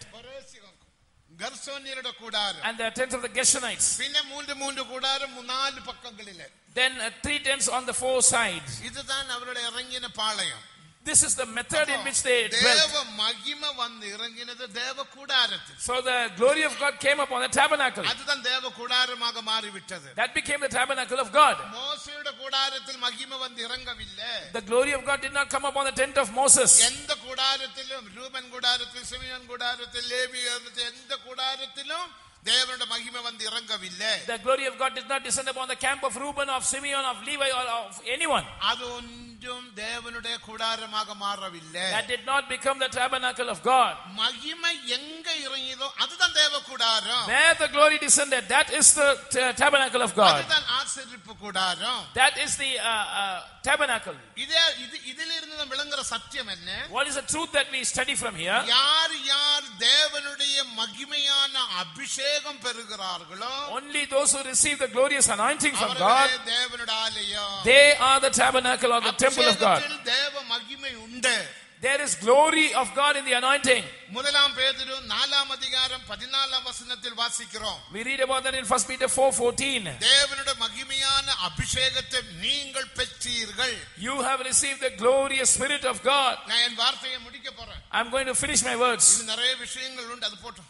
So many things to teach, but தேவனுக்கு மகிமை. glory be to God. ஆகையால் அபிஷேகம் பெற்ற நீங்க தான் தேவனுடைய ஆலயம், தேவனுடைய கூடாரம். So you have received the anointing, you are the tabernacle of God, the temple of God. அப்ப அபிஷேகம் நாம் பெற்றே தேவனுடைய கூடாரமாக மாற்றப்பட வேண்டும். So we must receive the anointing, we must be made the tabernacle of God. ஒரு சரீரமாக நாம் மாற்றப்பட்டோம். We have made one body. அடுத்து ഈ ശരീരத்துக்கு பல தாகங்கள் உண்டு. There are different thirsts to this body. என்ன தாகம்? What is the thirst? பரிசுத்தத்தின் தாகம். Thirst for holiness. ஜெய ஜீவியத்தின் தாகம். Thirst for a victorious life. ஜெப ஜீவியத்தின் தாகம். Thirst for a prayer life. வசனத்தின்படி ஜீவிக்க வேண்டும் என்ற தாகம். Thirst for to live according to the word. இப்படி நமக்கு பல ஆவிக்குரிய தாகங்கள் உண்டு. We have many spiritual thirsts. அந்த தாகம் உள்ளவங்க எல்லாம் கரங்களை உயர்த்தி அல்லேலூயா சொல்லுங்க. ஓகே. அத தாகமா இருக்கிறவர்கள் வந்து பானம் பண்ண கடவன் என்று தேவன் சொன்னார். So the Lord said, if any man thirst, let him come to me and drink. வெளியுமெந்தி கிரையுமெந்தி தாகமாய் இருக்கிறவர்களே வந்து பானம் பண்ண கடவர்கள். Oh, without money, you who are thirsty, you can come and drink. அப்ப நம்முடைய தாகங்கள் மாற வேண்டும். So our thirst must be quenched. நம்மள சபையானதினால் எல்லாம் நாம் பூர்ணப்படவில்லை. Because we have become the church, we are not perfect in every aspect. இனி நாம் வளர வேண்டும். We must grow. தாகங்கள் மாற்றப்பட வேண்டும். Our thirst must be quenched. தேவனுக்கு மகிமை. Glory be to God. பாவமான இச்சைகள் தாகங்கள் அகன்று போக வேண்டும். Oh, all the sinful thirsts must be removed. சமாரிய ஸ்திரீயுடைய தாகம் மாற்றப்பட வேண்டும். The thirst of that Samaritan woman must be changed. அவளுக்கு 5 புருஷர்கள் இருந்தார்கள். She had 5 husbands. இப்போது உள்ளவனோ உனக்கு புருஷன் அல்ல. Now the 6th person with whom you நான் live is not your husband. உனக்கு சொன்னேன். I have told the truth to you. உடனே அந்த ஸ்திரீ என்ன சொன்னாள்? Immediately what did the woman say? நீதான் மசிகா. Oh, you are the Messiah. மசிகா என்றா நீதான் அபிஷேக்தர். You are the anointed one. என்னோட ரகசியங்களை நீ சொல்லிவிட்டாய். You have revealed the mystery in my life. உடனே அவள் கிராமத்துக்கு ஓடி போனாள். Immediately she went running to the village. நான் மசிகாவை பார்த்தேன். I will visit the Messiah. நான் அபிஷேக்தரை பார்த்தேன். I have seen the anointed one. ரகசியங்கள் எல்லாம் அவர் சொல்லி தந்தார். He told all my secrets. அவள் வெபிச்சாரத்தில் ஜீவித்தவள். She lived in adultery. தேவனுக்கு மகிமை. Glory be to God. பாவமான இச்சைகள், Sinful lusts, பாவமான ஆசைகள், sinful desires, உலக மோகங்கள், oh the lusts of this world, கண்களின் இச்சை, lust of the eyes, ஜீவனத்தின் பெருமை, lust the pride of life, இச்சை, lust of the flesh. இப்படிப்பட்ட தாகங்கள் எல்லாம் மாற்றப்பட்டு All these thirsts must be removed பரிசுத்தாவின் அபிஷேகத்தினால் by the anointing of the Holy Spirit. நம்முடைய தாகங்கள் தீர்க்கப்பட வேண்டும். Our thirst must be quenched. பரிசுத்தத்தில் வளர்ந்து பூர்ணப்பட வேண்டும். We must grow and be perfected in holiness. இதுக்குத்தான் இந்த அபிஷேகம். We need an anointing for that. இந்த இரண்டாம் அபிஷேகத்தை எப்படி நீ பெற்றுக்கொள்ள வேண்டும்? How should you receive this second anointing? தேவனுக்கு மகிமை. Glory be to God. 39ஆம் சங்கீதம் 1ஆம் வசனத்தை வாசிக்கும் போது Reading Psalm 39 verse 1. நான் தியானிக்கையில் அனல் மூண்டது. When I meditated, the fire burnt. நான் தியானித்தேன். I was musing. அப்போது அனல் மூண்டது. The fire burned. அப்போது நாவெடுத்து பேசினேன். I spoke with my tongue. நான் என்னுடைய ஜீவியத்தை தியானித்துக் கொண்டிருந்தேன். I was meditating upon my life. என்ற கடந்த கால ஜீவியத்தில் பலவீனங்களை தியானித்துக் I was கொண்டிருந்தேன். meditating upon my infirmities of the என்னோட past. பாவங்களை நான் அறிக்கை செய்தேன். I made a confession of my அப்போது sins. எனக்கு ஒரு அபிஷேகம் உண்டாயிற்று. Then there was an anointing. அந்த அபிஷேகத்தினால தான் நீயே பரிசுத்தத்திலும் ஜெய ஜீவியத்திலும் இயேசுவை போல மாற்றப்பட்டு வளர முடியும். By this anointing only you can be made like Jesus in a perfect in a victorious life and in the holy life, and you can grow. இந்த அபிஷேகத்துக்கு உனக்கு தேவையானது சுத்திகரிப்பு. The thing you need for this anointing is not song but sanctification. இதுக்கு ஒரு நல்ல தெளிவு உண்டு. There is a sober mindedness for this. லேவியராகமம் 9ஆம் அதிகாரம் 24ஆம் வசனத்தை வாசிக்கும் போது Leviticus 9:24. அங்க ஆயத்தமாக்கப்பட்ட ஒரு சர்வாங்க தகன பலியை நாம் பார்க்கின்றோம். We read about a whole burnt offering that is prepared. ஆயத்தமாக்கப்பட்ட சர்வாங்க தகன பலி. The whole burnt offering that is prepared. அதில் அந்த மிருகத்தை அடித்து And the animal was slain. அதனை கொண்டு It was killed. தோல் உரித்து The skin was peeled. அதை தண்ணீரில் கழுகி It was washed in the water. துண்டமாக கண்டித்து It was divided into pieces பலிபீடத்தின் மேல் வைத்திருக்கிறார். and laid upon the altar. அப்புறம் கொழுப்பும் வைக்கப்பட்டு The இருக்கிறது. fat is also laid there. இந்த பலிபீடம் ஆயத்தமாய் இருக்கிறது. This altar is prepared. அப்போது என்ன நடந்தது? Then what happened? கர்த்தருடைய சந்நிதியில் இருந்து அக்கினியானது புறப்பட்டு Fire came from the presence of God. இது நீங்கள் விளங்கிக் கொள்ள வேண்டும். You must understand. லேவியராகமம் 9ஆம் அதிகாரம் 24ஆம் வசனம். Leviticus 9:24. அப்பொழுது கர்த்தருடைய சந்நிதியில் இருந்து Then from the presence of God, அக்கினியானது புறப்பட்டு a fire proceeded பலிபீடத்தின் மேல் வந்து இறங்கி and descended upon the altar. இந்த மாம்சத்தையும் இந்த கொழுப்பையும் எரித்து சாம்பலாக்கி It consumed the burnt offering and the fat. தேவனுக்கு மகிமை. Glory be to God. ஏற்கனவே கர்த்தருடைய மகிமை வந்து இறங்கி Already the glory of God came down. அது ஆலயமாக மாற்றினது. It made the temple to be his the tabernacle. தேவனுக்கு மகிமை. Glory be to God. இப்போது அக்கினி வந்து புறப்படுகிறது. Now the fire is proceeding. எனக்கும் உங்களுக்கும் அக்கினி அபிஷேகம் தேவை. You and I are in need of a fiery anointing. வானத்திலே அக்கினி தேவை. We need a fire from heaven. சீயோனின் அக்கினி தேவை. The fire from Zion we need. நமக்குள்ள ஒரு மாம்சம் உண்டு. There is a flesh there. அந்த மாம்சம் எரித்து சாம்பலாக்க வேண்டும். That flesh must be consumed and burned to ashes. அதுவே பரிசுத்தப்படாத சுபாவங்கள். Those are the unsanctified natures. பரிசுத்தப்படாத எண்ணங்கள். Unsanctified thoughts. பரிசுத்தப்படாத கிரியைகள். Unsanctified works. கலாத்தியர் 5:19 வாசிக்கிறது போல As we read in Galatians 5:19. அடுத்த ஒரு கொழுப்பு உண்டு. There is also a fact. அத நம்முடைய பெருமைகளும் அகங்காரங்களும். That is the pride and the arrogance in us. எல்லாருக்கும் ஒரு பெருமை உண்டு. All of us have a pride. எனக்கும் பெருமை உண்டு. I am also proud. தேவனுக்கு மகிமை. Glory be to God. அந்த பெருமையே அபிஷேகம் அபிஷேகத்தினால் நாம் எரிக்க இடம் கொடுக்க We வேண்டும். must allow the anointing to consume this bride. சாத்தான் என்ன செய்கிறான்? What does Satan do? நாம் பாட்டு பாடும் போது When we sing songs, அந்த பாட்டிலே நாம் நின்று விடுகிறோம். we stop with the song. பாட்டு நின்றதோட அபிஷேகம் நின்று விடுகிறது. When the song stops, the anointing நான் stops. பாட்டுக்கு எதிரி அல்ல. I am not an enemy to song. நானும் பாடுறவன் தான். I also sing songs. நானும் கோரஸ் பாடுவேன். I will also sing தேவ chorus. ஜனமே விளங்கிக் கொள்ளுங்க. Child of God, understand. பாட்டிலே நம்பி இருக்காதீங்க.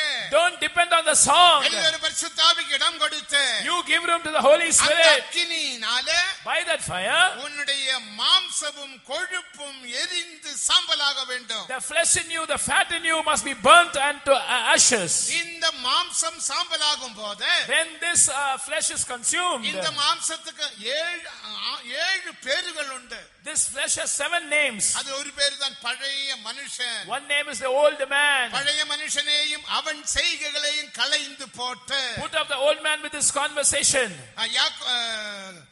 எபேசியர் 4:22 என்ன வாசிக்கிறோம்? What do we read in Ephesians 4:22? மாம்ச இச்சைகளால கெட்டு போகிற பழைய மனுஷனை களைந்து போடுங்கள். You must put off the old man with his conversation who is corrupt according to the old lusts. கொலோசியர் 3:10 என்ன வாசிக்கிறோம்? Colossians 3:10, what do we read? பழைய மனுஷனையும் அவன் செய்கைகளையும் களைந்து போடுங்கள். You must put off the old man and his works. இந்த மாம்சத்தையும் கொழுப்பையும் எரித்து போடுங்கள். You must burn the flesh and இதில் the எரித்து fat. போட்டால் என்ன ஆகும்? What will happen if it is burnt? இது நல்ல சாம்பலாக மாறிவிடும். It will become ashes. சாம்பலுக்கு வெயிட் இல்ல. The ash is weightless. சாம்பலானது காற்றில் பறந்து விடும். That ash will be flying in the air. இயேசுவினுடைய காற்றாகிய பரிசுத்த ஆவியானவர் மத்திய வானத்தில் வரும்போது Oh, when the Jesus comes in the midair, நீ எல்லாம் பறந்து உயரும். we will all fly away. பரிசுத்த ஆவியினால் பரிசுத்தமாக்கப்பட்ட பரிசுத்தவான்கள் பறந்து உயருவார்கள். The holy saints who have been sanctified by the Holy Ghost will fly. தேவஜனமே நாம் பறந்து உயர போகிறோம். Oh, people of God, we are going to fly. ஆகையால் தேவனுடைய கட்டளையாகிய அபிஷேகத்தை பெற்ற அபிஷேகத்தில் நிலைத்திருந்த அபிஷேகத்தில் நிறைந்து ஜீவிப்போமாக. So let us obey the commandment of God, receive the anointing, be filled with the anointing and live in the fullness of the anointing. நாம் எல்லாரும் கண்களை மூடுவோமாக. Shall we all close our eyes? பரிசுத்த ஆவிக்கு 2 நிமிடம் இடம் கொடுப்போமாக. 5 minutes, give room to an anointing. 2 நிமிடங்கள் போது நேரமாய் விட்டது. Time is up, only 2 minutes. தேவனுக்கு மகிமை. Glory be to God. ஒரே நிமிடத்தில் தேவன் நம்மை அபிஷேகத்தினால் நிரப்ப முடியும். In 1 minute, God can anoint us. எத்தனை பேருக்கு இந்த அபிஷேகம் தேவை? How many of you need that anointing? எந்த தாகம் தீர்க்கப்பட வேண்டும். My thirst should be quenched. நான் தலையாகிய கிறிஸ்துவுக்குள் எல்லாவற்றிலேயும் வளர வேண்டும். I must grow in all things unto Christ who is the எத்தனை பேர் head. வாஞ்சிக்கிறீர்கள்? How many of you desire that? அவர்கள் எல்லாரும் ஆவியில் நிரம்பி தேவனை துதியுங்கள். Those of you fill in the Spirit and praise God. கரங்களை தட்டி ஆவியில் நிரம்புங்கள். Clap your hands and speak in tongues. வல்லமையின் அபிஷேகம் இப்போதே இறங்கட்டும். Let the powerful anointing come down. தேவனுடைய அபிஷேகத்தினால் நிரம்பி தேவனை துதிப்போமாக. Oh, be filled with the anointing and praise God. ஆண்டவரே, என்னுடைய தாகங்கள் தீர்க்கப்பட வேண்டும். Lord, my thirst must be quenched. அபிஷேகத்தினால் என்னை நிரப்பும். Fill me with the anointing. இந்த கட்டளைக்கு கீழ்ப்படிகிறவனே நீதிமான். He that obeys this commandment is righteous. இந்த நீதிமான் தேவராஜ்யத்தில் சூரியனை போல பிரகாசிப்பார்கள். These righteous people will shine in the kingdom of the Father as the sun. நானும் பிரகாசிக்க எனக்கு உதவி செய்வீராக. Lord, help me also to shine. எல்லாரும் கரங்களை தட்டி ஆவியில் நிரம்பி அந்நிய பாஷையில் பேசுங்கள். All of you be filled in the Spirit, clap your hands and speak in tongues. தேவனுடைய வல்லமை வந்து இறங்கட்டும். Let the power of God descend. தேவன் நம்மை உயிர்ப்பிப்பாராக. Let God revive us. ஊற்றிடுவீர் தேவ அன்பினாலே சுத்தர். எல்லாரும் கை தட்டி வந்து பாடுங்கள்.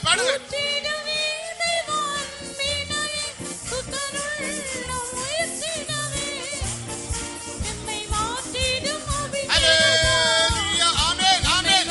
மாற்றிடும் அபிஷேகத்தால். ஹல்லேலூயா, ஆமென். வல்லமையின் அபிஷேகம், அக்கினி அபிஷேகம். ஹல்லேலூயா, ஆமென். என்னை மாற்றிடும் அபிஷேகம், என்னை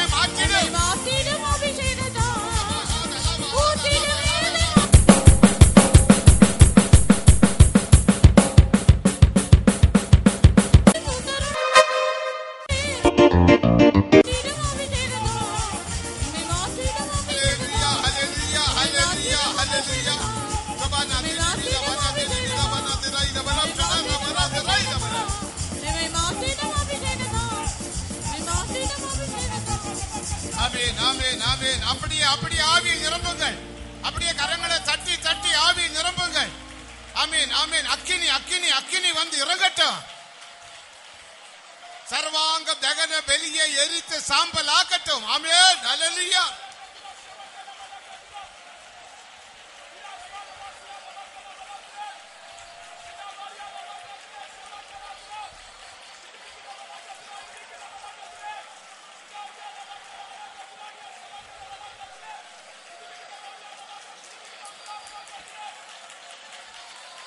ஆமென் ஆமென் ஆமென் ஆமென். இதோ வல்லமையின் அபிஷேகம் இறங்குது இறங்குது. A mighty anointing is descending. உன்னுடைய சரீரத்தை விட்டு கொடுங்கள். Yield your body. உன்னை தூக்கி வீசினால் வீசட்டும். If it throws you around, let it throw you around. ஆமென் ஆமென் ஆமென். கடைசி வேளையில் வல்லமையின் அபிஷேகத்தினால் நிரப்ப போகிறார். In the final minute, He's going to fill you with a powerful anointing. ஆமென். நாம் யாவரும் கர்த்தரை ஸ்தோத்திரம் பண்ணுவோம்.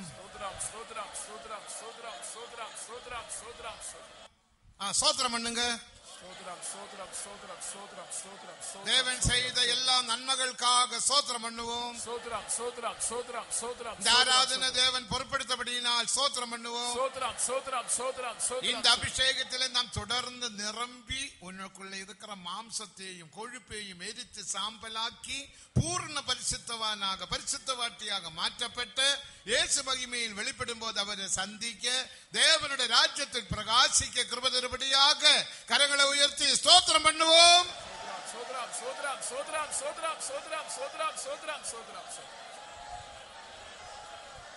ஆமென். எல்லா துதி கன மகிமை கர்த்தருக்கு செலுத்தி ஸ்தோத்திரம் பண்ணுவோம். பிதா குமாரன் பரிசுத்த ஆவியானவருக்காய் ஆமென். ஜெபம் பண்ணுவோம்.